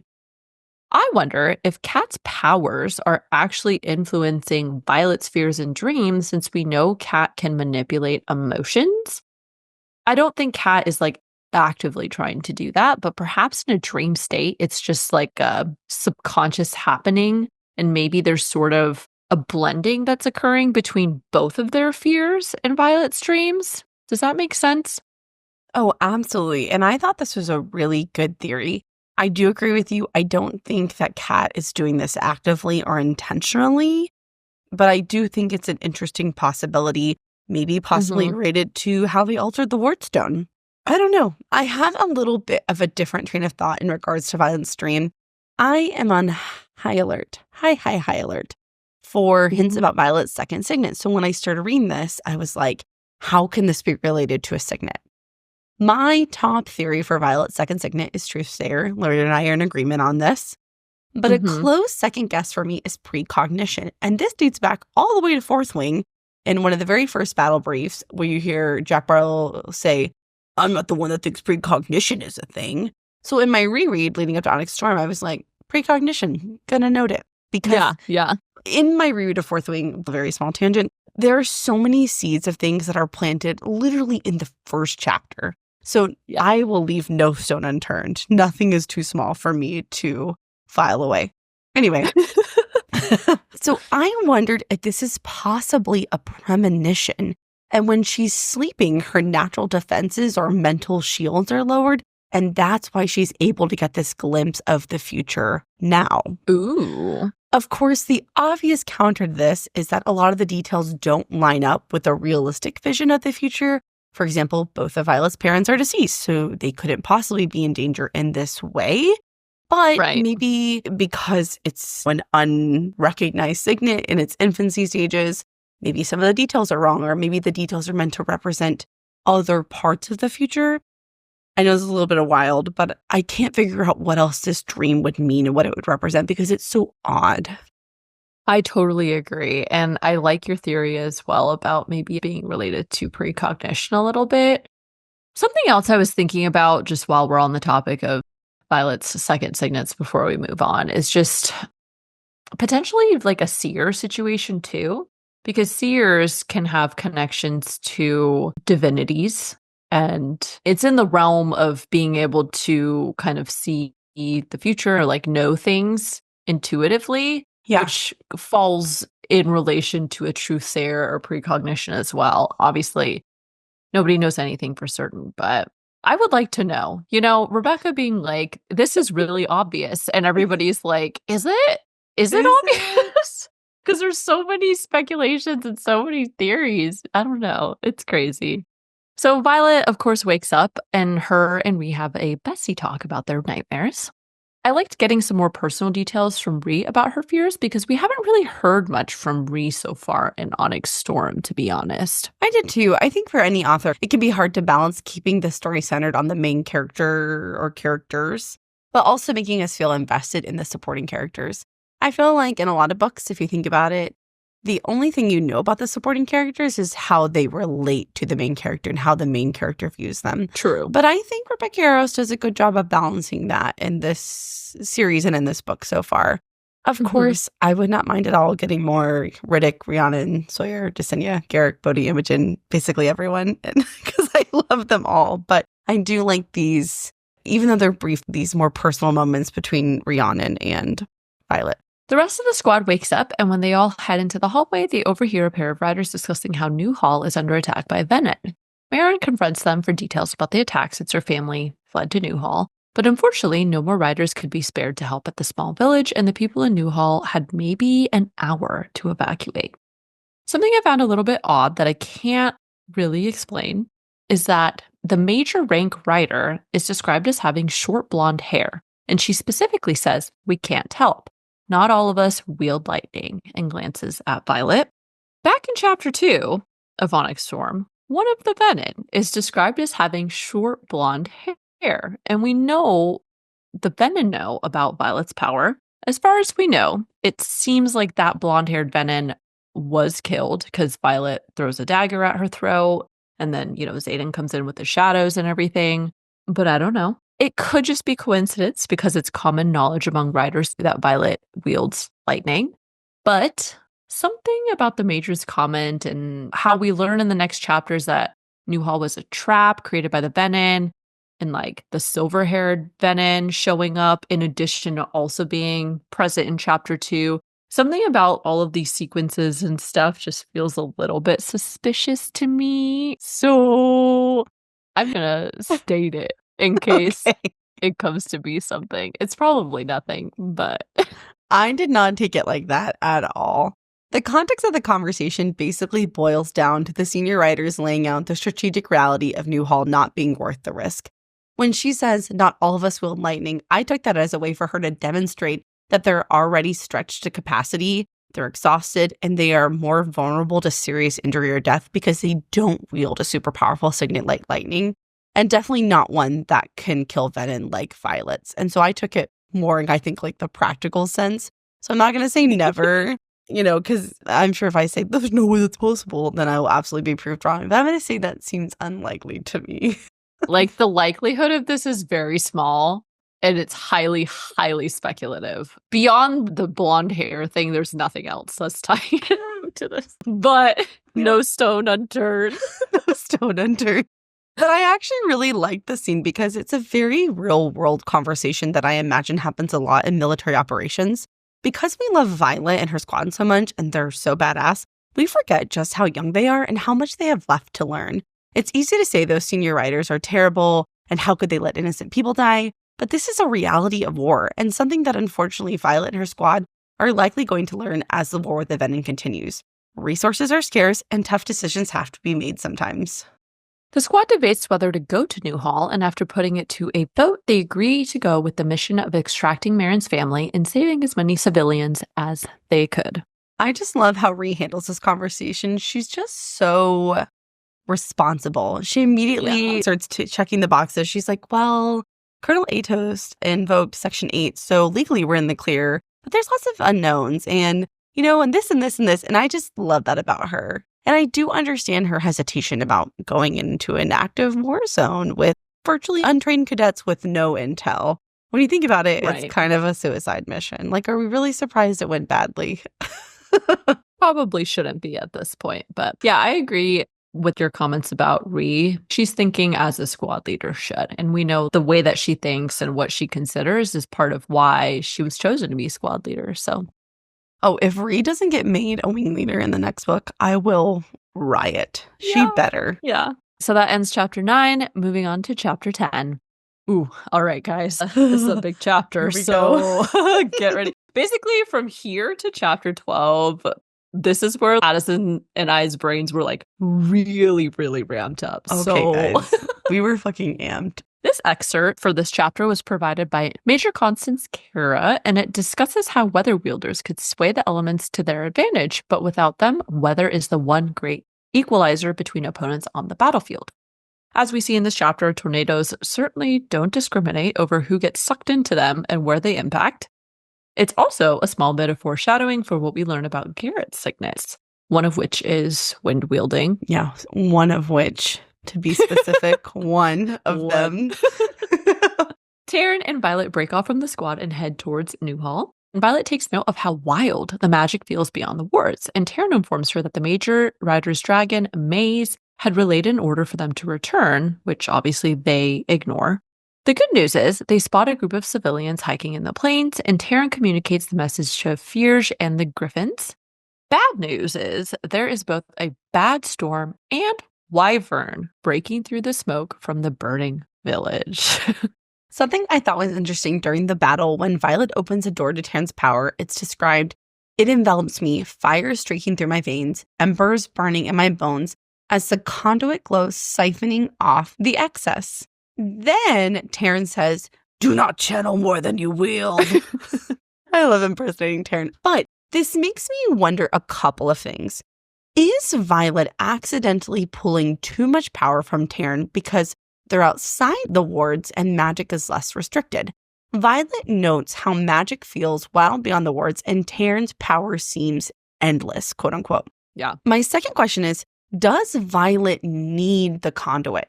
What would happen if she didn't have it? Because it says the conduit is absorbing and siphoning the excess power she has running through her. And we know that if Violet takes too much power into her body without expelling it, that can cause burnout. This also seems like a problem considering her last conduit was lost and destroyed in battle. So what happens to Violet if something happens to her conduit during a battle or during a fight with the Venin? Both of these things seem like they could be a problem for Violet if they're going to go explore the world outside of the wards looking for Indarna's family. If Violet has trouble controlling how much magic she's pulling from Taryn and or wielding and preventing burnout with a conduit, both of these things seem like huge vulnerabilities for Violet. Those are really good points. My only thought is that because magic is wilder, it's probably harder to control, and therefore she risks over channeling and burning herself out. And this is also something that I think Jack is kind of alluding to as well in chapter 12. He specifically is making comments about how writers can see the direct access point to magic. If you choose to go that route and not take it through your dragon, then you risk these things. I think it also ties into Xaden's problem outside the wards as well, and how he has a harder time outside the wards because I think it's just really overwhelming. And because it's a lot stronger, it must just be harder to get a grip on. And that's dangerous because you could over-channel, you could burn out. It creates an easier situation to also probably accidentally turn Venin too. So, but yeah, very scary. Probably needs to get figured out. So most importantly, Violet spots a clear demarcation line where magic had been drained, and standing in the center of the village is the silver-haired Venin from Jack's cell, who fucking waves at her as if she was expecting them. And I was like, when I read this, I shot straight up. I was like, what? And believe it or not, this was not the most exciting part of this chapter, because we've known about the silver-haired Venin since the excerpt came out in November. And I was like, man, that's going to be some shit that's like the final reveal of the book. Rebecca Yarros is going to leave us on a cliffhanger about the silver-haired Venin. And instead, she's like, boom, chapter 10, Theophany. Yep. And I was like, holy shit. Oh my God. By this point, I was absolutely freaking out. The whole next sequence, the wyvern attacking them, Theophany being there, the tornado. I was sending panicked voice messages to Addison, just like absolutely losing my shit. I treasure those. They're hilarious. So obviously, they're flying. Taryn is forced to head into the tornado. He can't avoid it. Just before they enter it, a brown scorpion tail attacks one of the wyvern that was about to get to them. At first, Violet is like, oh, it's Atrim. But then we actually learn this is Crod, Garrick's dragon, which of course makes everyone freak out because how did he get there? We're about to learn shortly. I'd like to set the scene for everyone and how my reaction played out during this chapter. For those of you who are new to the pod, Lorraine and I live multiple states away from each other, and we decided that we wanted to be together for the release of Onyx Storm. I was at Lorraine's house, Lorraine is in the dining room, and I'm in the kitchen, and I can see her and she can see me. She, being the responsible, diligent worker she is, hard at work, and I'm in the kitchen making a snack to avoid doing more work, and I'm listening to the audiobook. Lorraine and I had done some rapid fire predictions for Onyx Storm in our brief What to Expect episode, and we both agreed that Garrick's signet had to be distance wielding. So you can imagine how primed I am for this scene. I've been thinking about this for over a year. Lorraine and I have been talking about it. A lot has built into this moment. The moment it's revealed Garrick was there, not Atrim, I whipped my head around so fast to look at Lorraine. I think it probably spun like a full 360 degrees, and I'm practically vibrating with excitement. And I'm looking at her and she's like, what? What? And I'm just staring her in the eyes and I'm like, don't do it, don't do it. And I wanted to be like, you're the distance wielder. You know, like I just wanted to shout it out. And of course I can't tell her because I'm not going to spoil it for her. And it took Xaden level amounts of control for me to keep my fucking mouth shut. I had to go into my room at Lorraine's house, close the door, and just scream into the void because I had no one to talk to about it. And I basically continued to do that through the rest of this set of chapters. Just me in my room, screaming into the void, and then trying to hold it together when I was talking to Lorraine. I was a little annoyed, I will admit, because I was like, I'm trying to finish these notes, and Addison's like listening to this stuff, and she's like, oh, I'm sorry. oh my God, freaking out. And I'm just like, what? What are you talking about? But I was like, I need to finish my notes. I need to get on top of this. And oh my God. But she was right. I listened to the set of chapters after I dropped her off at the airport, and I was like driving on my way home. And then, yeah, King Prawn, okay? Drop King in Prawn. like 10-minute long voice memos about what I was experiencing and feeling and being like, Addison! It was so great. It was so great, guys. Now that the emotional scene has been set for what we learned, Yes. Taryn and Violet get sucked into the tornado, and then they're violently projected back out where Taryn crashes into the mountainside. The impact knocks him unconscious, and they rapidly fall to the ground. Oh my God. In this moment, when Violet is talking about how her bond is going to go dark and she's mentally screaming at Adarna to live, I actually thought that Taryn might die. I started crying listening to this part because with her second bond to Adarna, it really seemed like she could still live if Taryn died, you know? And oh my God, just overall, I was like, Rebecca Yarros is mean for throwing our emotions around like this because it was truly emotional whiplash. I was like, I'm like crying and then relieved and then freaking out because Theophany, you're just all over the place. Oh, yeah. So after I got done screaming into the void, then I'm still in my room trying not to cry because I have to go back out there because Rand's like, Addison, we have a lot of fucking work to do. And I'm like, okay. And y'all, I really, truly thought Taryn's life was in peril. Yes. Even though logically my brain was like, this is only chapter 10. I highly doubt they kill Taryn in the beginning of the third book. If Taryn's going to die, it's going to be at the end. It's going to be the end of the fourth or fifth book. It's going to be epic. It's not going to be in fucking chapter 10. But I don't care. My brain knew that, but my body did not. My soul did not. Rebecca Soler narrates the audiobooks for the Empyrean series, and she is excellent if you guys have never listened to any of her work. And so when Violet is like, oh, Malik, I'm not ready to meet you. And then she's crying Taryn's name and she's like, he can't be gone. And then she's begging Adarna to choose to live. And she thinks about Xaden. And I was done. I literally want to cry now thinking about it. You know what? I'm not embarrassed to say I was crying when I was writing this. Okay. Meanwhile, Lorraine was in the other room diligently working. And I was just fighting for my life. So somehow Taryn's body lands in a way that doesn't crush Violet. And fortunately, she feels a glimmer of thread to their bond, indicating that Taryn is still alive. Big sigh of relief. Hashtag thank yous and all. Garrick then arrives to catch Violet, and then he pops her dislocated knee back into place.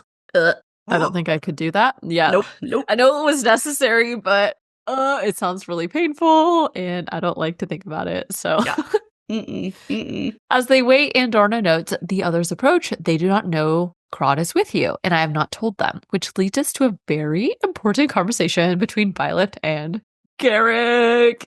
So first off, Garrick insists Xaden lost it in a way he's never seen before when they learn because of Maze that Violet had crossed the border. I have more thoughts about this later when Violet converses with Xaden.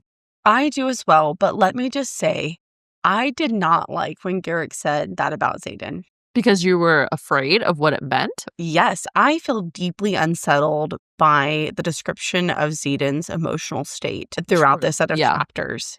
Like you said, I have thoughts on it more later, but I do not feel good about this. Because Garrick is Xaden's closest friend. So if anybody knows him well and really has a deep insight into who Xaden is, it's Garrick. True. So if Garrick is concerned, I'm concerned.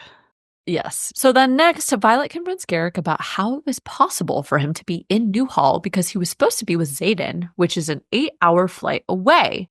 Garrick's known signet is wind wielding, but we all know that you would never be able to push wind fast enough to shrink an 8-hour flight to 40 minutes. And this is obviously setting us up for Garrick's second signet reveal. I don't know why, but this was really fucking exciting to me. It should not be as exciting as it is, but it is. And just think, this is only chapter, 10 of the book. Where are we going to go from here? I don't know, but I'm ready for it. Somewhere exciting. It's too late to stop. We're on a roller coaster and we're going to ride it to the end. Okay.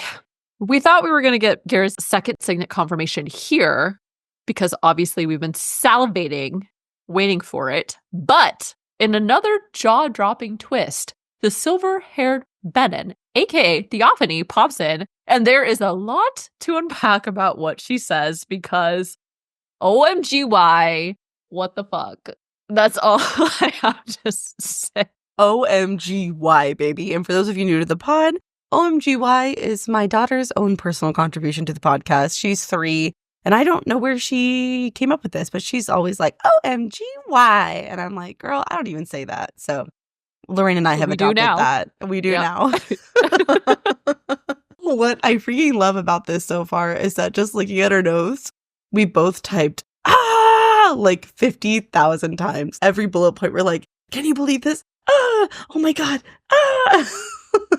Yelling, screaming, lots of swearing in bolded capital letters.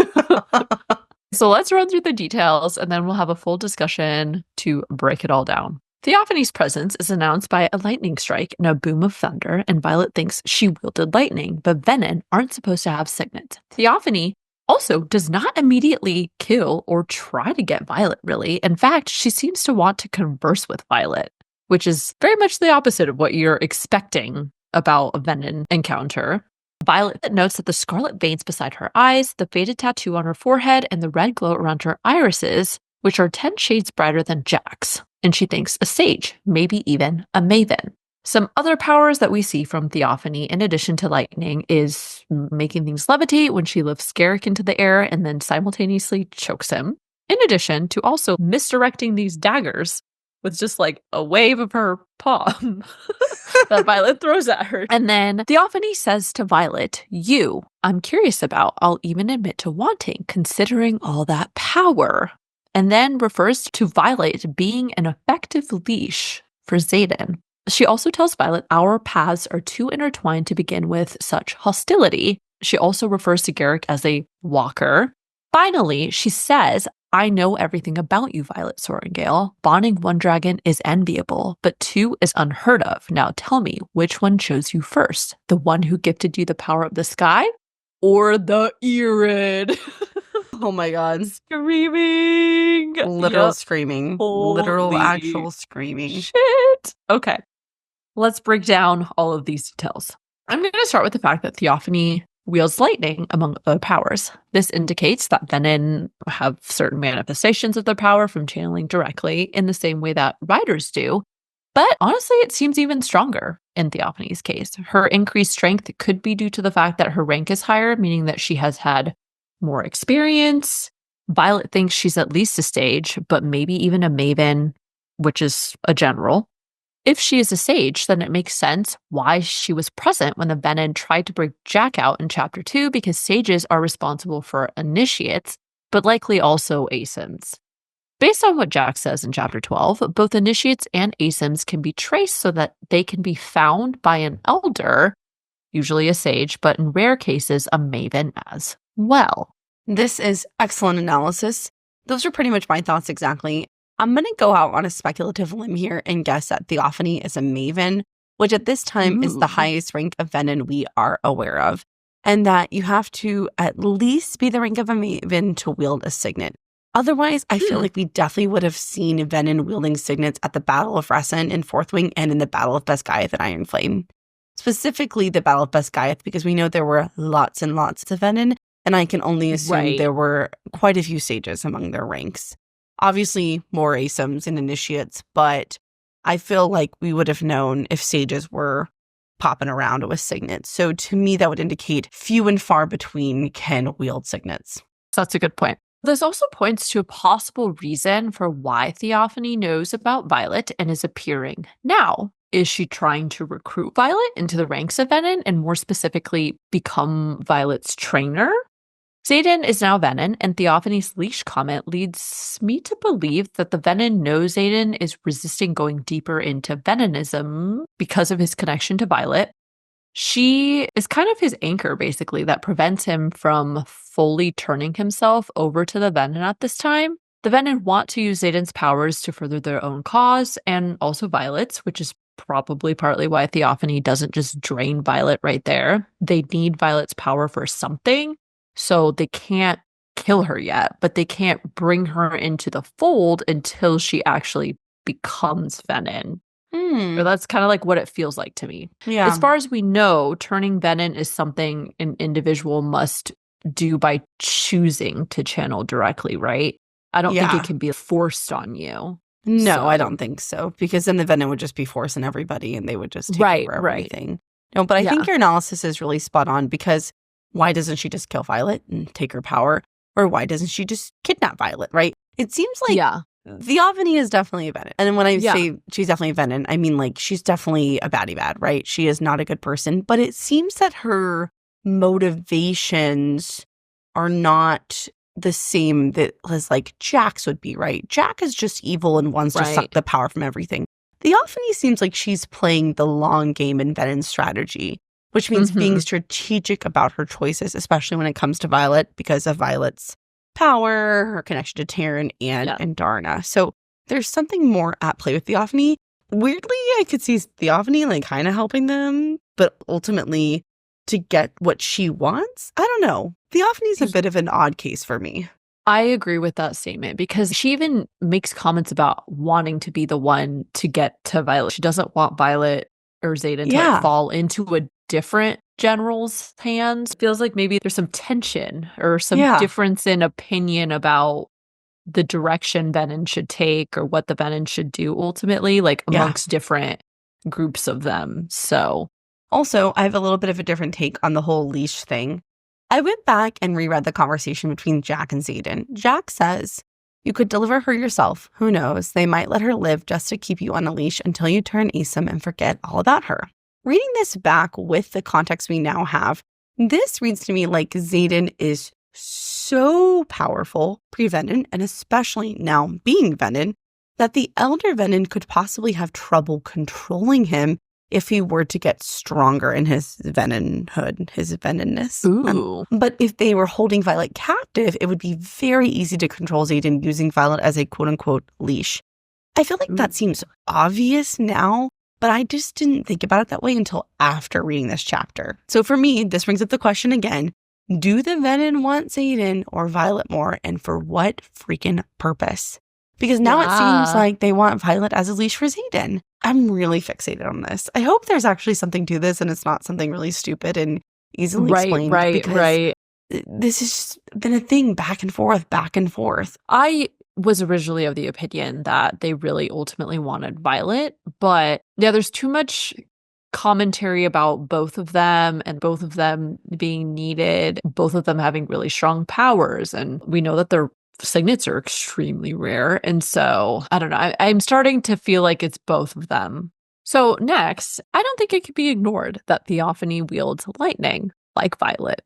We know. It can definitely not be ignored. The last time a shadow wielder and a lightning wielder specifically were alive at the same time was a few hundred years ago during the Second Venin uprising/war. Also, the rarest once-in-a-generation signets have concurrently manifested twice, both times being critical times in history. What was more critical than the first Venin War 600 years ago and then the second Venin War 300 years ago? It is entirely possible that a lightning wielder was among the first 6 riders, in addition to the one who came to be 300 years ago. We don't know how long Theophany has been alive for. Theophany makes a comment in the next chapter about mortal memories being short, which of course makes you wonder whether she is immortal now. Here's where I started getting into some of my theories. Violet notes that Theophany shrugs in a dismissive gesture that reminds her of the Duchess of Moraine. Interesting. I went back to chapter 3 when the Duchess of Moraine is mentioned in the Cenarium meeting, and there was a line that said, "Let's make this quick," the Duchess of Moraine snaps in a high-pitched voice, a giant ruby jostling along her collarbone. Guess when else a ruby has been mentioned? In chapter 2, when the Venin are trying to break Jack out, it says a female pulls her ruby-hilted sword across the neck of a second lieutenant. Her long silver braid swings free of her hood as her attention whips in our direction. You are incredible. Just keep going. Don't stop. But wait, I'm not done. So most of the information that we've been getting about the first six have come from discussions and journal entries from Lyra, who is from Moraine. Now, back at the beginning of this episode, we brought up chapter 63 of Iron Flame when the excerpt from Lyra's journal said, I am alone in thinking that the knowledge of the wards, the protections they provide should not solely benefit Navarre, and it has cost me everything. Same language that Brennan used about Naolin, and we know what everybody thinks about Naolin. So, from what we know about Lyra, she was one of the riders who fought for knowledge about raising the wards to be shared amongst everyone, and she wanted Dragon and Griffin riders to be protected. In the next excerpt, in chapter 11, correspondence with Lyra raises the question of the nature of magic's balance and if they risk the equal rise of the very powers we seek to wield. This has to be a connection to, obviously, the rise of the Venin and the fables of the brothers and the fables of the Baron and all that stuff, okay? Agreed. To wrap this all up, what Lyra was doing as part of the first six is basically the same as what Violet is trying to do now. Theophany is also extremely interested in Andarna, who is the 7th dragon breed and was key to properly bringing the wards back up, and her fire can kill Venin. Maybe the first six were never going to be right, and because they only had 6 dragons and Signets instead of 7, they were never actually able to fully defeat the Venin, which is why they are still a problem today. What if Theophany is actually Lyra? And the big secret is that she turned Venin to save the wards. Like, she was forced to do it. That was her final act to get the wards up and working. But now that she's Venin, she's been corrupted and she's, gone on this quest to kill off the 7th dragon breed because she knows that Andarna's breed is the key to defeating the Venin. Okay, also just as like a side note, it's possible that Violet's double bond to dragons makes her count for 2 people. But now I wonder if the next group of strong riders is going to require, well, we already know it's going to require 7 dragons, but does that also mean 7 riders and Signets?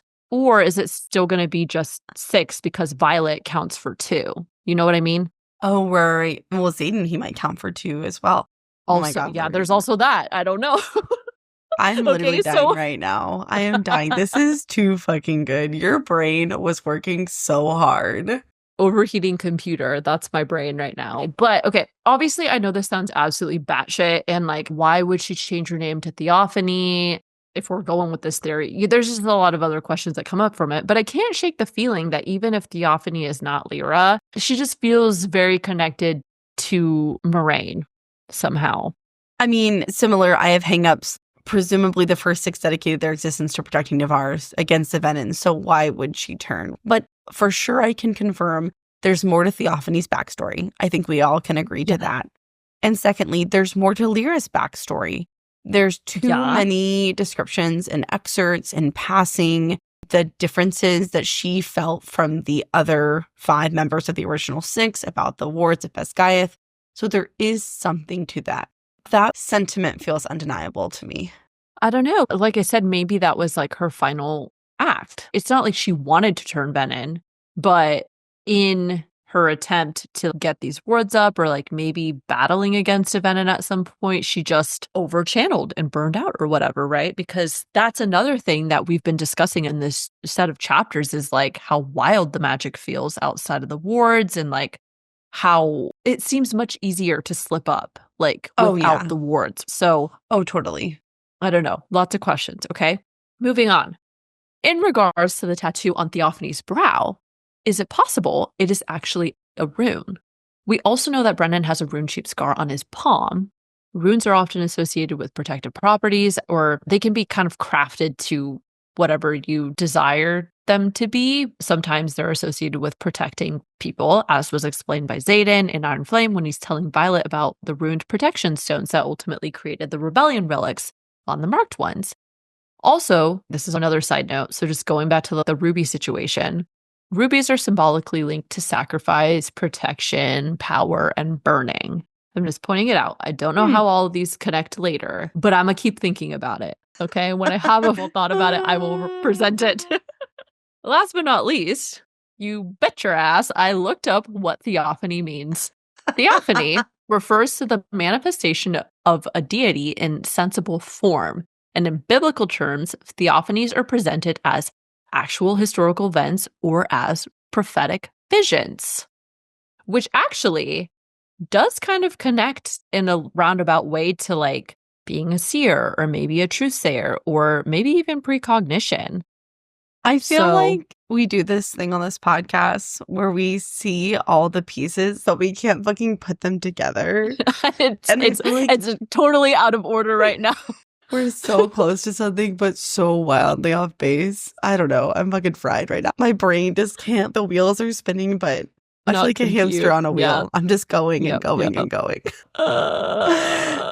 But truly, this is so chef's kiss. This is what I live for, okay? These insane theories. I have two things I want to add, but they are not nearly as juicy, so I definitely should have went first. The first is, theophany says, let's not compare weapons and shows just enough of a knife to show its green tip. This is a callback to Fourth Wing when Violet was battling the Venin at Resin and she got stabbed with a poison-tipped Venin blade and almost died.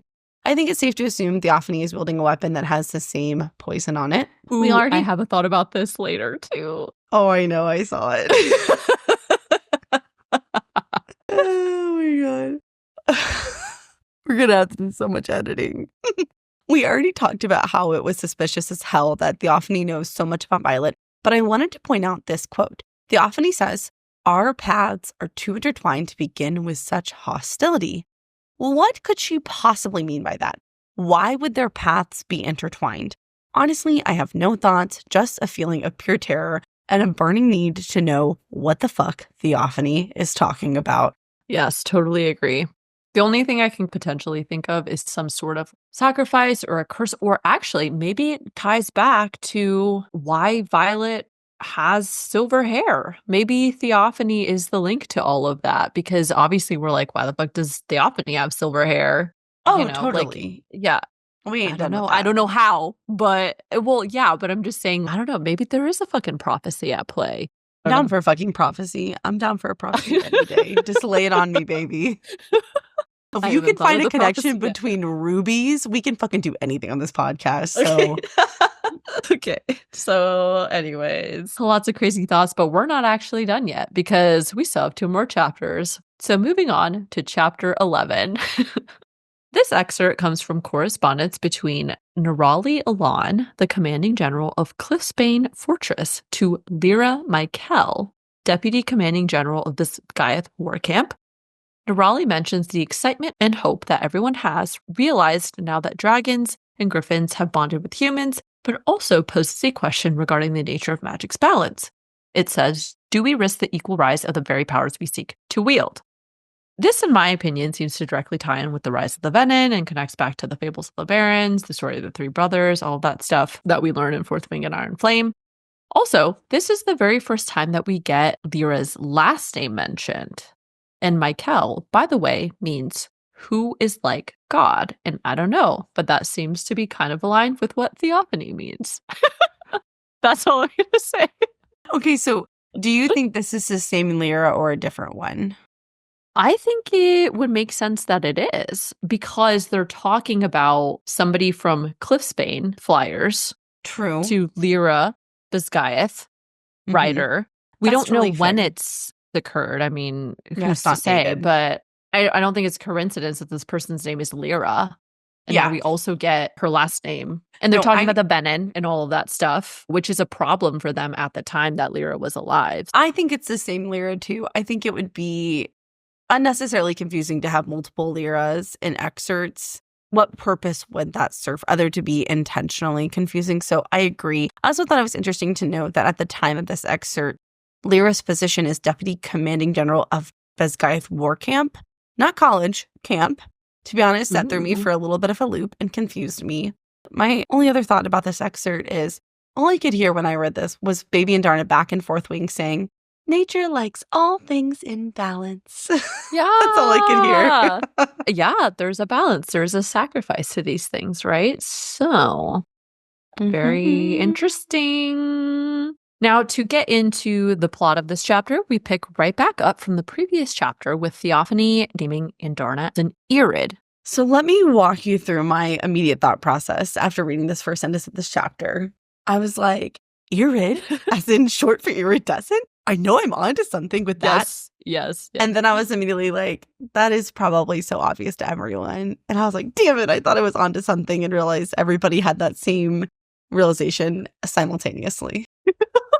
Yeah, I totally agree with that. I was like, very exciting. And then once you connect it, you're like, oh, well, that was really freaking so obvious. So Theophany goes on to say, some do not believe, but I knew as soon as the cream-robed scholars whispered about the seventh breed in your war college, one hasn't been seen in centuries. We know Venin had been hiding amongst the scribes and probably other positions as well, but it sounds like Theophany didn't know about Andarna until she had tried to rescue Jack in chapter 2, because in her sentence, she says, pity I had to leave so abruptly. Are you in agreement with me about that? Sure. Okay. And Andarna chimes in to mentally say, I remember now. That is what my kind are called. I am an Irid scorpion tail. So actually, being an Irid was literally straight up said to us in chapter 2 of Iron Flame when Andarna grows out of the featherfling stage, and Violet thinks her scales are so deeply black they glimmer almost purple. Iridescent. Really? And we thought we were so fucking clever. We were like, bitch, what? Not at all. She literally told us what it means. But anyways, iridescent does mean shifting changes in colors. And that's exactly what Andarna does in Iron Flame. But also, we know dragon tails are a matter of choice and need. So a literal scorpion in the real world uses its tail to stab predators and prey and release a poison. The Venin, as Addison pointed out about the daggers, quite literally stabbed Violet with a poison-tipped dagger at the end of Fourth Wing. Does Andarna's seventh dragon breed produce a similar type of poison? Or will she somehow have the anti-venom or like a poison that counters venin in some capacity? Alternatively, maybe the Venin wanted the seventh dragon breed because they harnessed that poison from them, and that's how the Venin had this poison in the first place. I don't know. I have many thoughts. But I feel like they would have run out of poison by now. Maybe. I mean, who's to say? Who knows? Nobody knows. Okay. Violet quickly warns Andarna to stay away, but Theophany goes on to say, you truly don't know what she is. What a prize you've won. Sometimes I forget just how short mortal memory can be. This comment leads us to obviously question the mortality or just the general mortal status of Venin. We know they can be killed, but unless they are, how long can Venin actually live? To me, it seems like they can live for centuries. I agree. This feeds back into a conversation we started in the last episode and probably one we'll continue to have. What would cause a Venin to die that is not a weapon, okay? Don't come at me with lightning, Andarna's fire, the weapons. I'm talking about, can they starve to death? What would a death by natural causes be for Venin? Okay, yes, I want to know that. I really want to know. Yeah, I'm very curious too. Theophany also warns that when the Shadow Wielder comes to them, referring to Xaden, she says, and when you come with him, you will remember that I let you live today and choose me, not Berwyn, as your teacher. I already touched on my deeper thoughts about this in the last chapter, but it seems like they want both Xaden and Violet, and Theophany specifically wants to become their sage / maven, whatever, status she herself ultimately is. Also, who the fuck is Berwyn? And Theophany seems to not like him. So based on the context, I can only assume Berwyn is another sage and or maven. And let me just fucking say, based on names alone, I ain't going with Berwyn. Okay, it's Theophany or bust. How would you like to be like, this is my maven, Berwyn? Or like, this is my maven, Theophany. Yeah. One gives timeless, powerful, another gives sandal, Birkenstock, Birkenstock Berwyn. Okay, that's how I think of him, and I'm not for it. Sandal. Yeah. No, you're so right, though. Theophany is a beautiful name. Right? Like, she is grace. She is beauty. She is power. She's also evil, but that's not important when it comes to the name Theophany. also says, should Violet come to the Venin and fall under her instruction, she would let her keep both her dragons while giving her what she wants most, control and knowledge. What does this mean? Is this indicating there really is no cure but control? What other knowledge is Theophany referring to or offering? Also, the implication of keeping your dragons. I'm all sorts of confused about how the dragon bond with the rider changes once someone turns Venin. Like, what is the point of dragons at all if you become Venin and can wield Signets by channeling directly? Why does it even matter that she offers that she can keep her dragons, you know? I don't want to go down this rabbit hole because this does not feel like the right place, but this is a question that was raised a lot in Iron Flame based on comments Varish made and his control of his dragon, and then clearly with Bade and Jack, and then now honestly Sigale and Xaden. There's a lot of questions about this. It seems clear based off our experience with Xaden and Sigale that you can be Venin and still maintain a bond with your dragon. Xaden is still able to ride Sigale. He's able to channel power from her. But it also would seem like if Sigale wanted to, she could sever the bond. That seems to be a little bit implied here. I don't know. There's a lot of questions about this. I cannot imagine Andarna and Taryn under any circumstance agree to continue to be Violet's dragons if she turns Venin. This conversation is confusing. I mean, it's just rife with questions, right? I mean, we could go on and on and on and on. My high-level takeaway is this is something we're going to have to think on and consider and look for clues on. Taryn comes back to consciousness during this time, and he snaps at Theophany. Unfortunately, he misses, and she's plucked off the ground by a wyvern right afterwards. So this scene kind of just reminded me of the scene in Iron Flame at Viscount Takaris' castle place when Violet times her lightning strike just as Taryn picks her up so that she doesn't get electrocuted from it, conducting, you know, dope as hell. Absolutely. So cool. Yeah. Cooler when Violet did it. See? Theophany, cool, okay, badass. Berwin, he ain't doing that shit, okay? He ain't doing nothing like that. Obviously, Taryn is like super grumpy, but I also thought it was really funny that he, of course, is the one who gets knocked out, but then he tells Violet. For your listening pleasure, my impression of Taryn, I am not deceased. Do not dehydrate on my account. He's so dramatic. I know. What a funny way to say cry. The next time my kids are crying, I'm like, don't dehydrate. Okay? It's not a good use of your water. Violet attempts to confront Garrick, who I temporarily forgot was still there, about how Theophany referred to him as a walker, and if he has a second signet. And obviously by this point, it was basically a done deal that Garrick is a distance wielder, but he dodges the question. Violet then says to Garrick, you know, the last time someone wielded distance, she gets cut off. I want to know what she was going to say. I'm not going to go too far down the rabbit hole yet with this thought, but in the last episode, we discussed a possible reemergence of a new 6 with 6 ultra rare and powerful signets. We even speculated that Garrick could have a rare signet, making him a member of this new 6.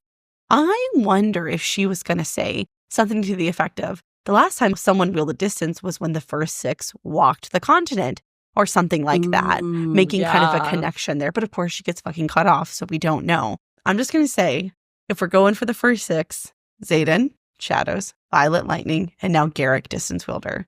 Okay. Yes, I totally agree. 50% of the 6 we need. I'm just saying. Violet then urges him to take off before the rest of her squad spots him and his secret is leaked. And Garrick does.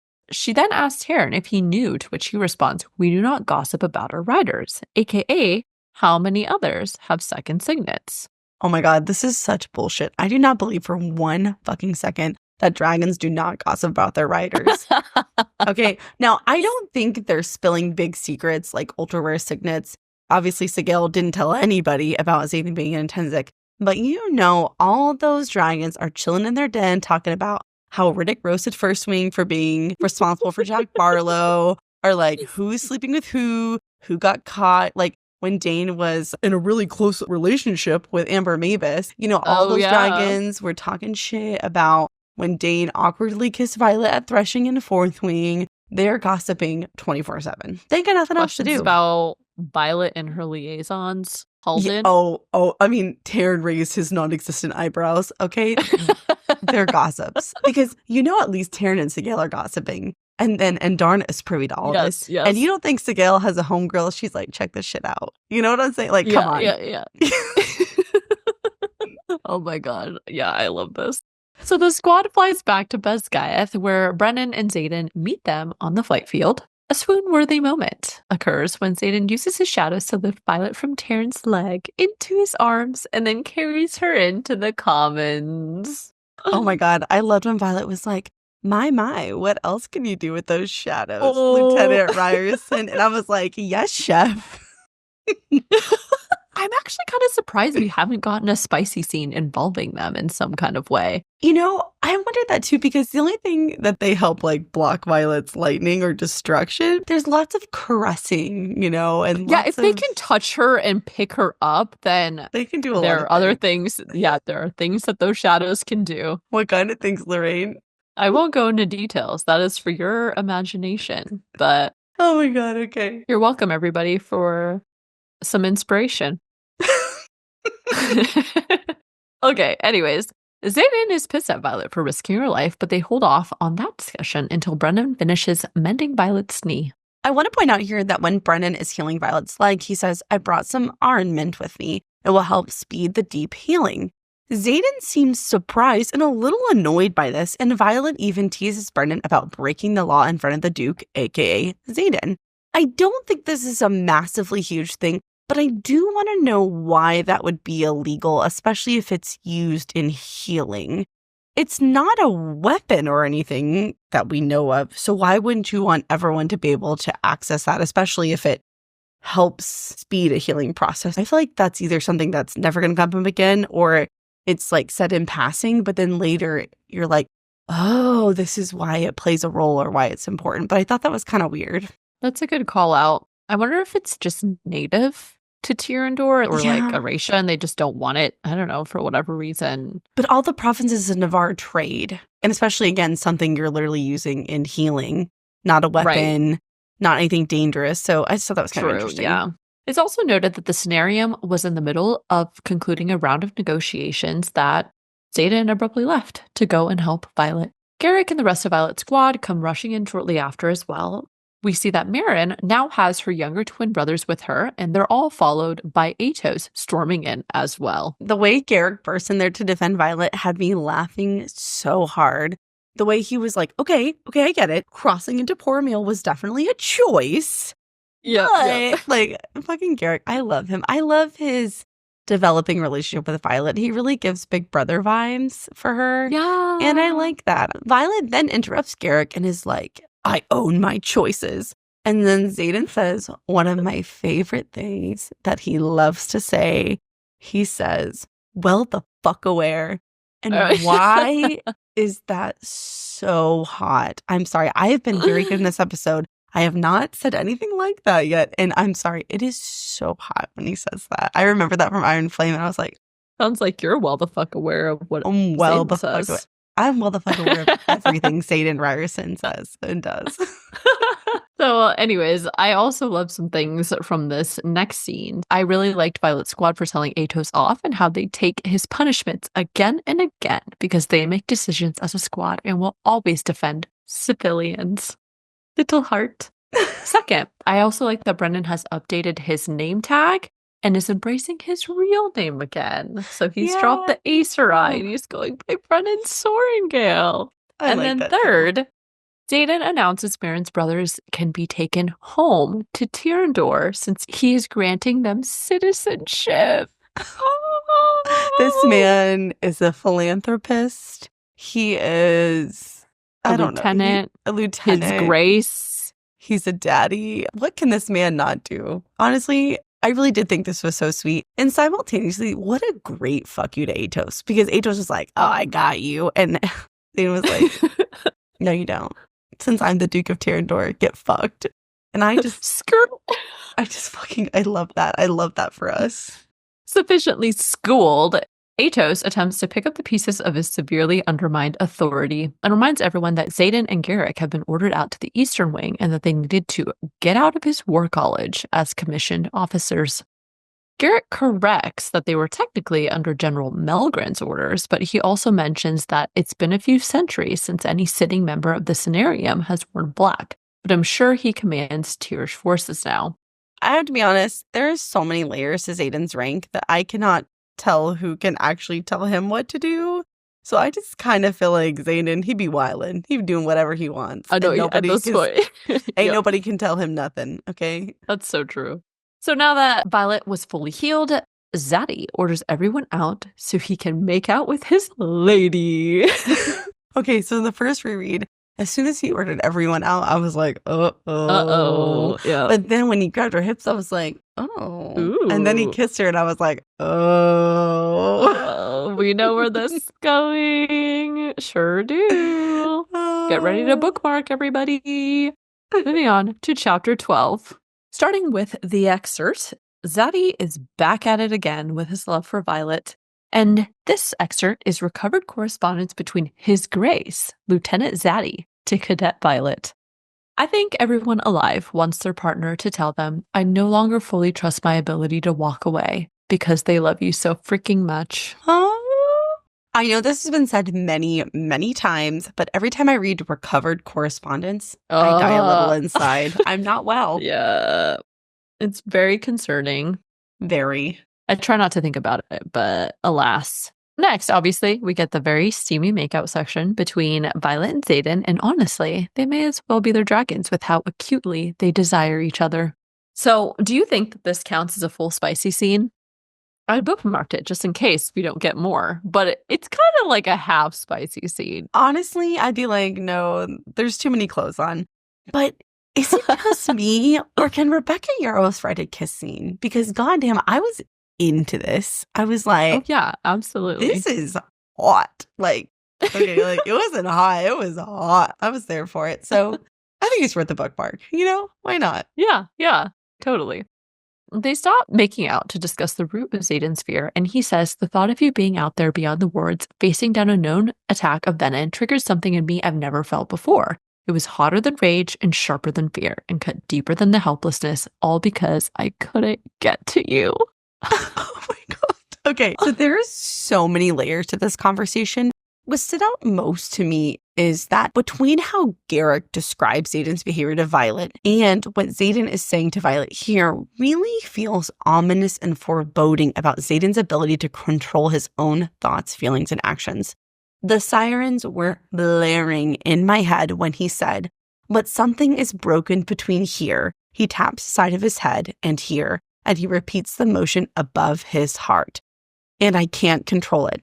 This really makes me wonder how being Venin affects who people are. We know that Xaden at least has fractured his soul, if not sacrificed some small piece of it.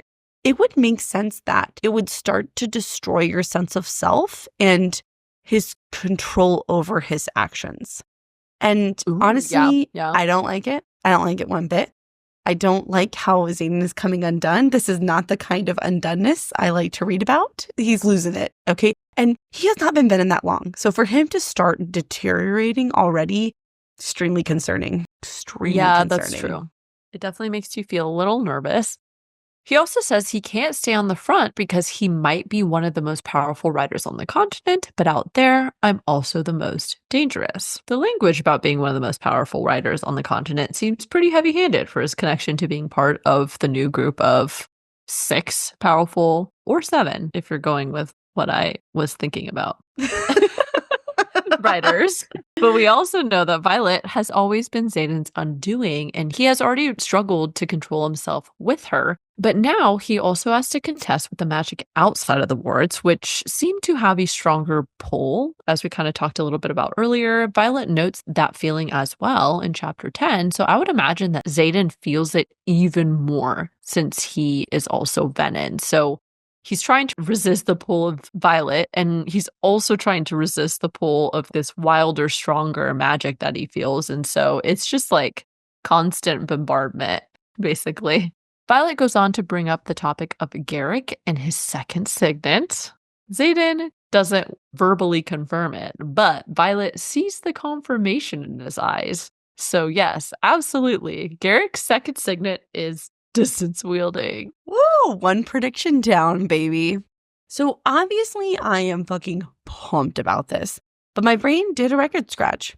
When Xaden asks if she is mad that he didn't tell her, and Violet says, "You don't owe me your friend's secrets," I have to give our girl a little bit of a hard time, because is this not the same woman who for all 600 pages of Iron Flame was like, "I need full disclosure. That means Thank you. everything." Okay. And she's like, "You don't owe me the secrets of your friends." Because even in Iron Flame, when Xaden was like, "I'll tell you everything about me," she's like, "That's not enough. I need full disclosure." And I'm not knocking Violet. Okay. I don't want to get into that debate, but I'm like, really, Violet? That No, I feels like totally a pretty agree. big- There was a big shift. I mean, we know that after the final battle and everything and going into that, they had already kind of talked about it and like things were changing. And I think it became especially dire, I'm assuming, after Xaden turns Venin and she just totally flips the switch. But I totally agree that for somebody who cared a lot about knowing everything, Mhm. to suddenly was- be like, "It's okay, you don't need to tell me." I'm Yeah. like, huh? This was the entire plot of Iron Flame for their relationship, right? Full disclosure. Ignore it for the plot of the book. Anyways, we also finally get an explanation for how it was possible that Liam wielded ice when his known signet was Farsight. Oh my God. So let's get into what Zaddy reveals for us. Just a quick refresher, this has been hotly debated in the Empyrean community. Way back in Fourth Wing at the Battle of Ressen, Liam is described as wielding ice. And everyone was like, what the fuck? His signet is Farsight. This prompted a complete spiral of the fandom. Does he have two signets? How is that possible? Do all marked ones have two signets? And I'm not going to lie. After all this time, I kind of chalked it up to maybe being an editing error. That does happen sometimes, okay, guys? Like sometimes between writing rough drafts and editing, it does happen. But it turned out that marked ones, aka the kids at the rebellion, have the potential to wield two signets from their relics. The way my soul left my body, I was just like, this just like furthered my hysteria of leave no stone unturned, right? Everything Yes. Rebecca does is with intention. And I just have to, I don't know. I'm not okay. I mean, I'm happy about this, but I'm not okay. Oh my God, absolutely not. Like another spiral has occurred from this information. But Dana goes on to say that second signets often accompany the relics the marked ones bear, and it happens often enough to be sure Kaori can't possibly have accurate records, but not too completely, that anyone questions why only he presents with one, supposedly.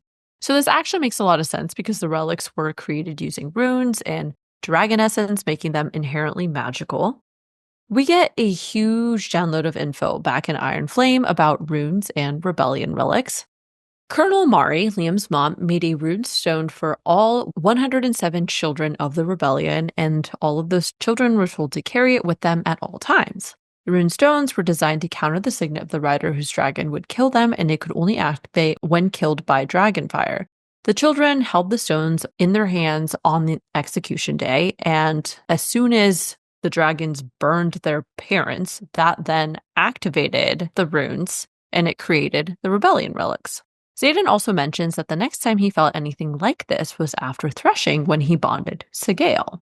Both instances require a magical essence from the dragons, so basically they kind of got like double exposure in a way, like all of the marked ones. Xaden also states that the marked ones dragons came looking for them specifically, and after Violet asks if it was to give them a better chance of survival, Xaden says more like building their own army. More signets equal more power.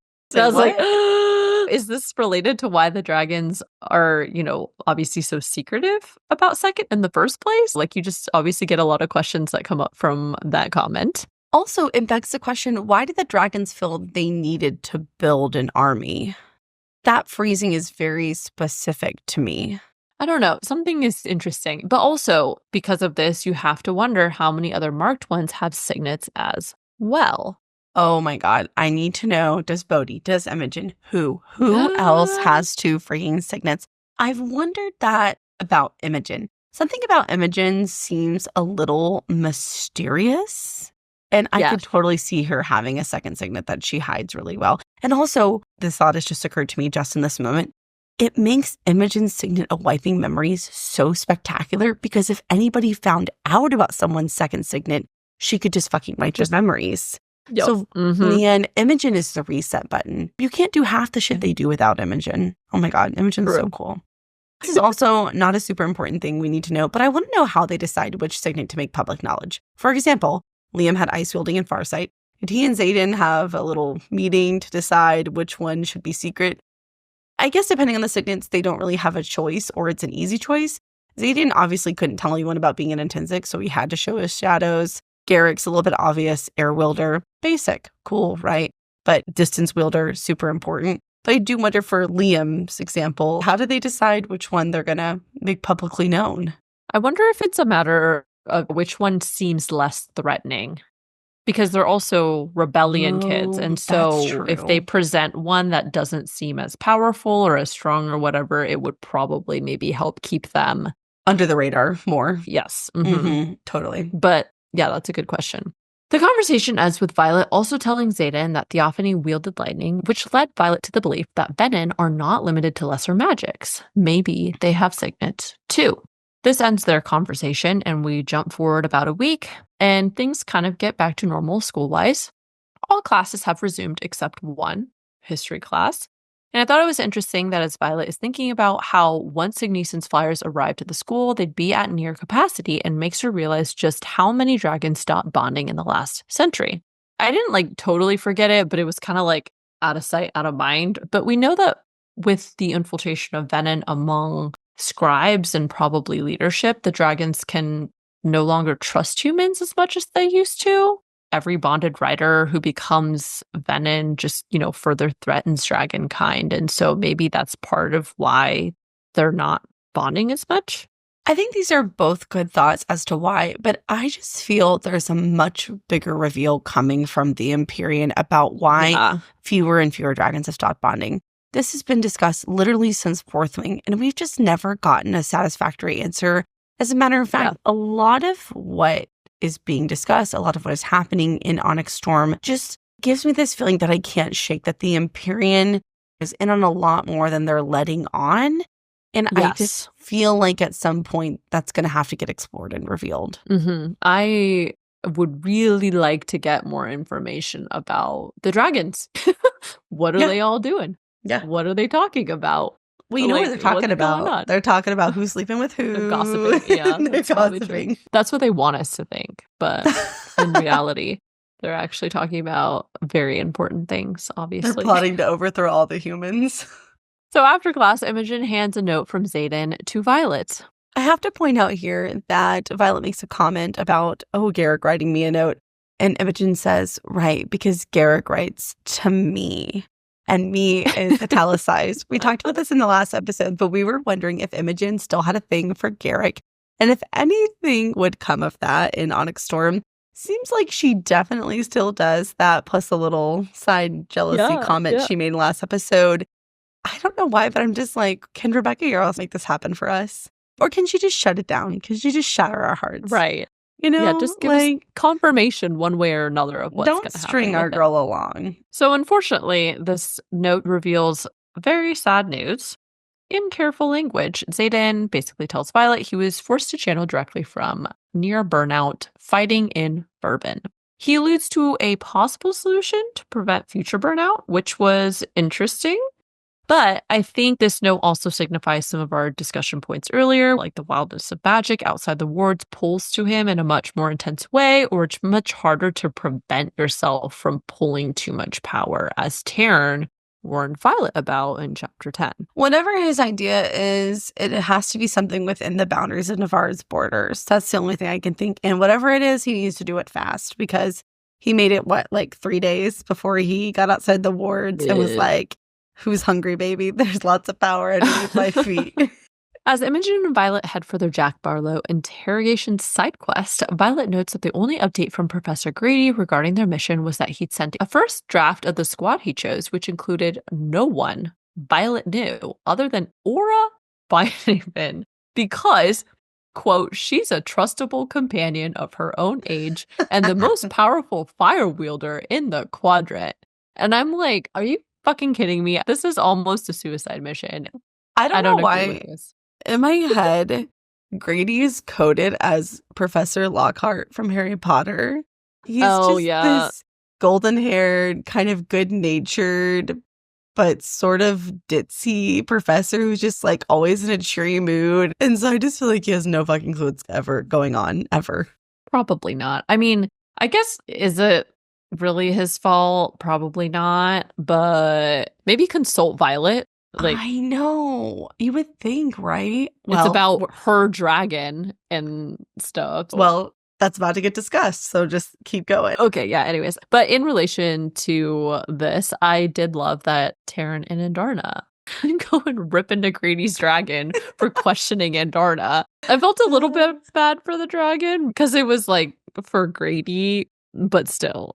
Oh, I don't know. And then Andarna was fucking like, next time we'll get enough scales to make you new armor. Oh, Andarna. I feel like she enjoyed that. She absolutely did. That. Yes, yeah. Absolutely. They arrive at the interrogation chamber and the questioning of a barely alive Jack begins. And there is, again, a lot to unpack from what he shares.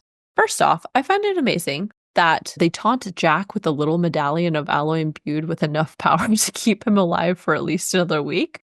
And then she also brings powdered orange peel. So I have two thoughts about that. Number one, I think it's kind of diabolical that you can trade your soul to become this evil magic wizard as a Venin, and yet you can still die from your human allergy.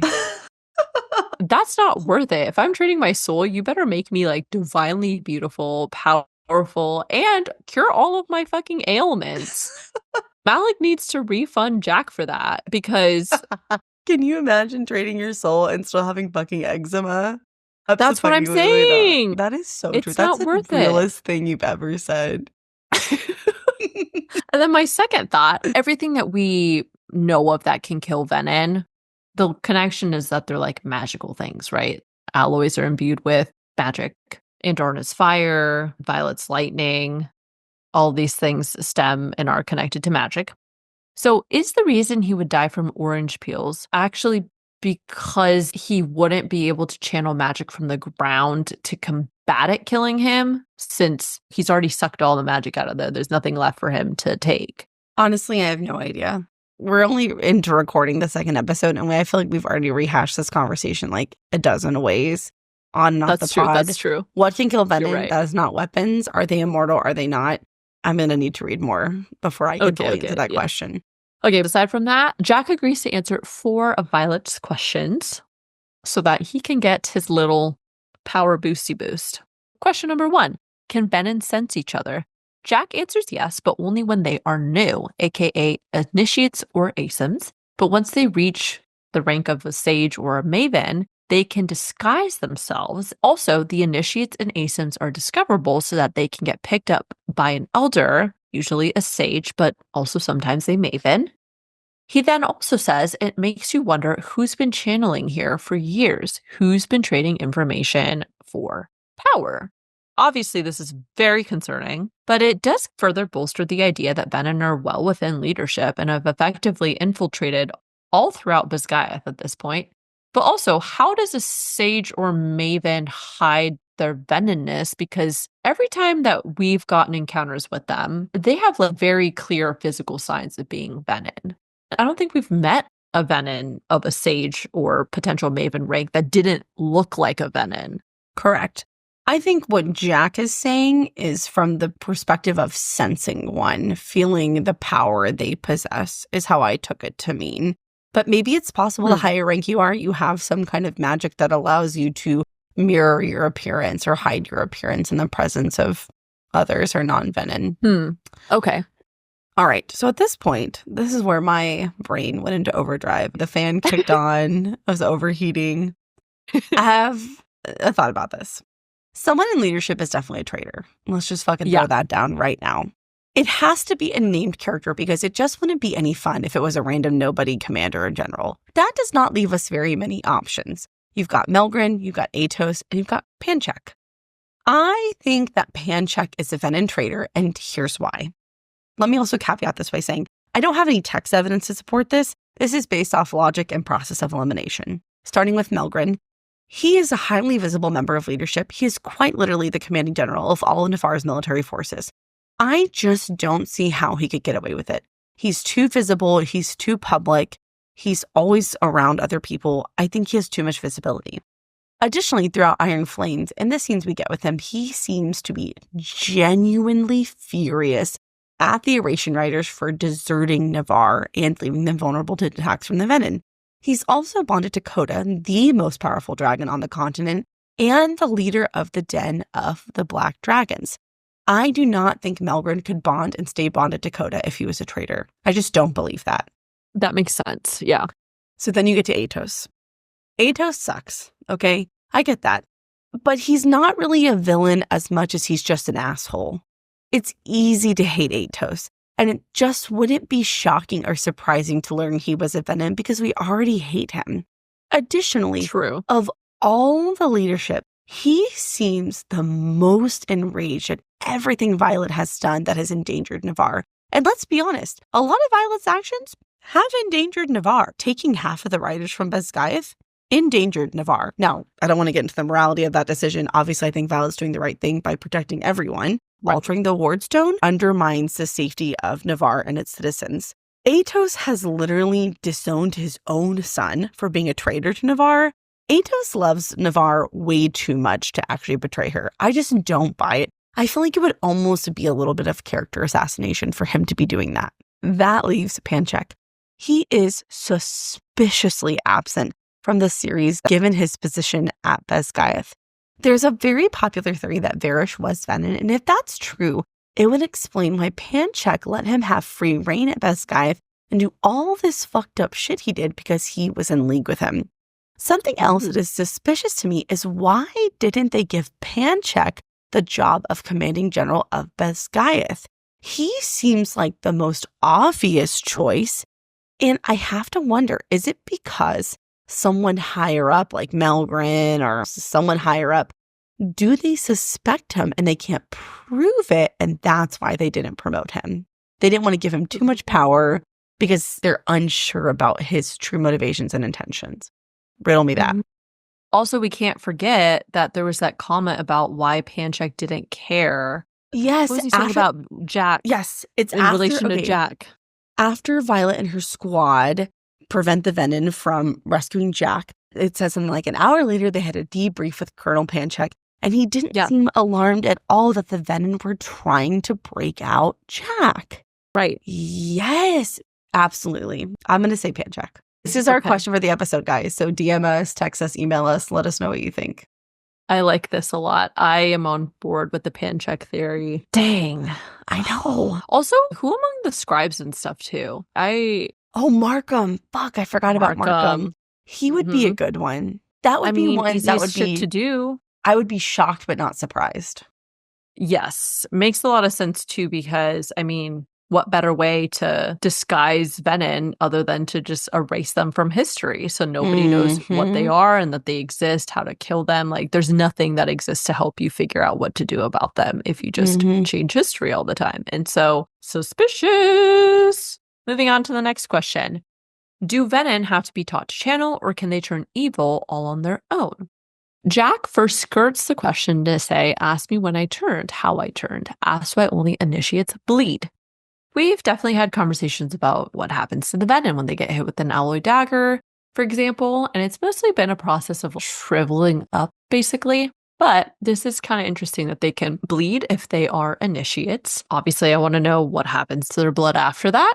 I wonder if moving up in rank within the Venin involves some process of even more physical human sacrifices. Like, you continuously have to give up more and more of what makes you human to become a stronger Venin. Violet then demands he answer and also wonders if they're going to have to worry about every random infantry cadet who didn't have the guts to cross the parapet. I don't think that it's coincidence that she says this, and we know infantry cadets have been sent to kill Violet in the past. Ultimately, Jack says if you're already experienced with the flow of magic, you wouldn't need to be taught. Someone who has never wielded would require instruction, but a dragon rider or a griffin flyer, the source is there. We just have to choose to see it, to bypass the gatekeepers and take what's rightfully ours. So based off what we know, this kind of makes sense. And I guess this adds to why the dragons are cautious about who they pick. Because once the access to magic is opened, it sounds like it's easy to just kind of skirt around the dragon access and then find the direct magic access point, I guess. I don't know. What does that difference look like? Jack's words also feed into similar language expressed in the Fables of the Barons about the brothers, when Jack says power should be accessible to everyone strong enough to wield it, not just who they see fit. And I'm assuming they is the dragons. The Venin believe everyone should get to use magic as they please. They don't want dragons interfering and deciding who gets to have access to that magic. The third question, does Jack know what the Venin are planning? The answer to this is no. Information is given on a need-to-know basis amongst the Venin. And then the final question, how do you cure yourself once you channel from the source? Jack says we trade some of our autonomy in exchange for unfettered access to power. Maybe you see it as a loss of our soul, but we aren't burdened by conscience or weakened by emotional attachment. We advance based on our own capabilities or our own talents and not the whim of some creature. There's no cure because magic does not negotiate and we do not wish to be cured. I was curious when Jack said we aren't burdened by conscience or weakened by emotional attachment.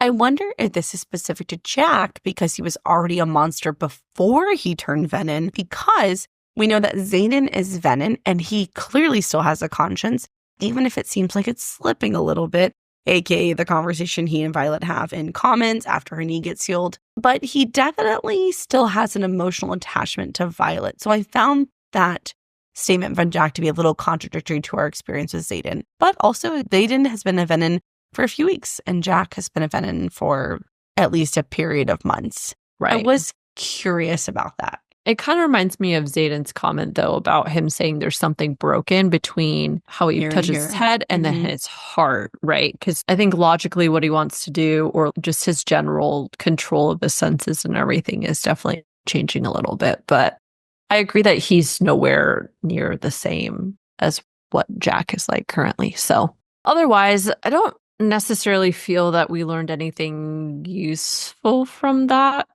It basically matches the sentiment that we've already kind of picked up on. I did just briefly have a little bit of a thought about whether we will get some of the gods coming into play in a relevant manner, and will it require making some sort of bargain to turn yourself back? Or maybe someone has to make a bargain on behalf of another. I don't know. I'm just throwing it out there. Violet keeps her promise and gives Jack the alloy.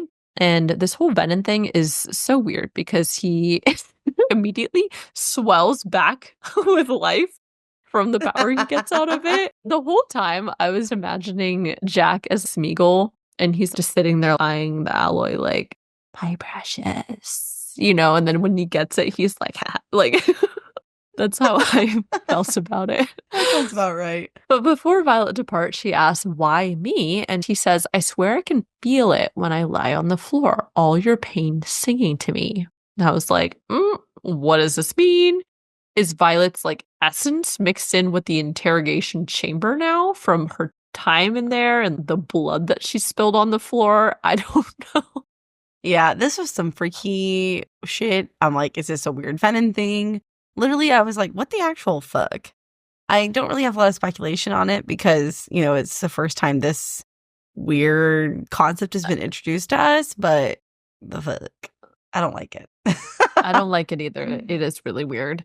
But I did like Violet's response because she doesn't let Jack trigger her anyway. So she says, pain isn't new to me. She's an old friend I spent most of my days with, so I don't mind if she sings to you. Of course, before they leave, Imogen wipes Jack's memory of the conversation, and when they reach the top of the stairwell, I thought it was hilarious that Riddick and Sawyer are waiting there already, and Imogen says, for fuck's sake, can't you four do anything by yourselves?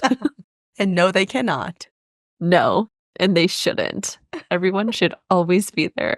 And yeah, so that now concludes our analysis, and the meeting of the assembly is officially closed. And now we just have our favorite moments to share. I love in the beginning of this set of chapters when Riddick is talking to Sawyer and he says, now I love you like a brother and I get that you lost your leg and we respect however you're feeling about that, but you're still one of us. You're still a writer with all the benefits and shit that come with wearing black. So with all the love of my heart, put your fucking uniform on because we need you. This one is so good. It's a shared one between Larry and I because it's just so sweet. And coming from Riddick, because he jokes around a lot. He doesn't have a lot of like serious sentimental moments. And so it was nice to see that from Riddick. I totally agree.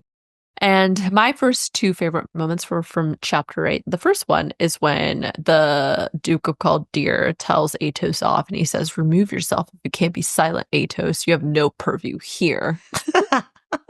And then right after that, I, of course, liked Xaden's line to Violet when he thinks, brilliant, reckless woman. Who didn't love that? I loved during the battle brief scene when Devera is talking and she rearranges the wings and the structure of command in the wings. And she says, if you find it awkward to serve in a squad with those who made a different choice this fall, then feel free to lodge your complaint with Malik. No fucks given. No fucks given. That plus, we're not playing war games anymore, bitch. This is war. Devera is queen. I love that. My next favorite moment was in chapter 11, and it's when Tyrion comes back to consciousness, and Violet is like, are you all right? And he responds, I'm not deceased. It takes more than weather to fell me. I like in the battle scene with Tyrion, Violet, and the Wyvern, Tyrion says, if you remove that belt, I will unseat you over the river and let your meager gods sort you out. Damn. He really does not want Violet to unseat herself. He's so grumpy. My final line that I liked was from chapter 12. This was a shared one. And it's when Xaden tells Violet, I don't want to be different people to you. You're stuck with all of me. And all of me is quite capable of keeping your confidence. I'll use Tyrandor to protect you, not you to protect Tyrandor. Oh my God. Xaden will always choose Violet over everyone and everything. And I'm here for that. Yes. My last favorite one is when Violet says, I own my decisions. And I was like, fuck yeah, you do, Violet. I was proud of her. Even if you're frustrated by some of them sometimes because they're dumb. Because the decisions they make are so reckless. Well, brilliant, reckless woman. What should I expect? Brilliant. That's true. And ask for forgiveness later. So. But yeah, guys, that concludes our episode. So thank you all for joining us for another episode of the Booked on Fantasy podcast. As always, we are so glad you found us. So please leave us a review, subscribe to the podcast, and follow us on Instagram or YouTube to keep up with us on a daily basis. That's all we've got for you guys today. So stay violent. And we'll catch you all next week. Bye! Bye! And stay tuned for some bloopers. I'm infecting you. Are you feeling infected? Yes. This fucking Via Venin and channel my energy from me. Did you see my line at the beginning of this outline? No. Well, I never read anything you write. No, I'm just kidding. How dare you? Guys, just a heads up. It's late as hell right now. It's 10:24 where I am, which means it's 11:24 where Lorraine is. Buckle up, guys. Buckle up. Let's fucking rage. Let's fucking rage. I look like I'm in space or so. I don't know what. I'm wearing a different color of blue light blocking glasses. I forgot to breathe again. I was so excited. I literally can't breathe. And get swooped off a cliff by a ververn. By some vermin. By some vermin. Neilwort? I feel like I fucked that up. Neilwort. What? By Cadet Jacinia Neilward. I messed it up again. Just leave it. I've decided I'm done knowing what you're up to. Oh, sorry. Say it again. I'm done not knowing what you're up to. Oh, oops. You said I'm done knowing what you're up to. Oh, yeah. In a sexy way. I'm done knowing what you're up to. Oops. Okay. In addition, I have some side. Oh my God. Okay. I hear Violet your voice. I hear your voice, King Braun, all over this episode.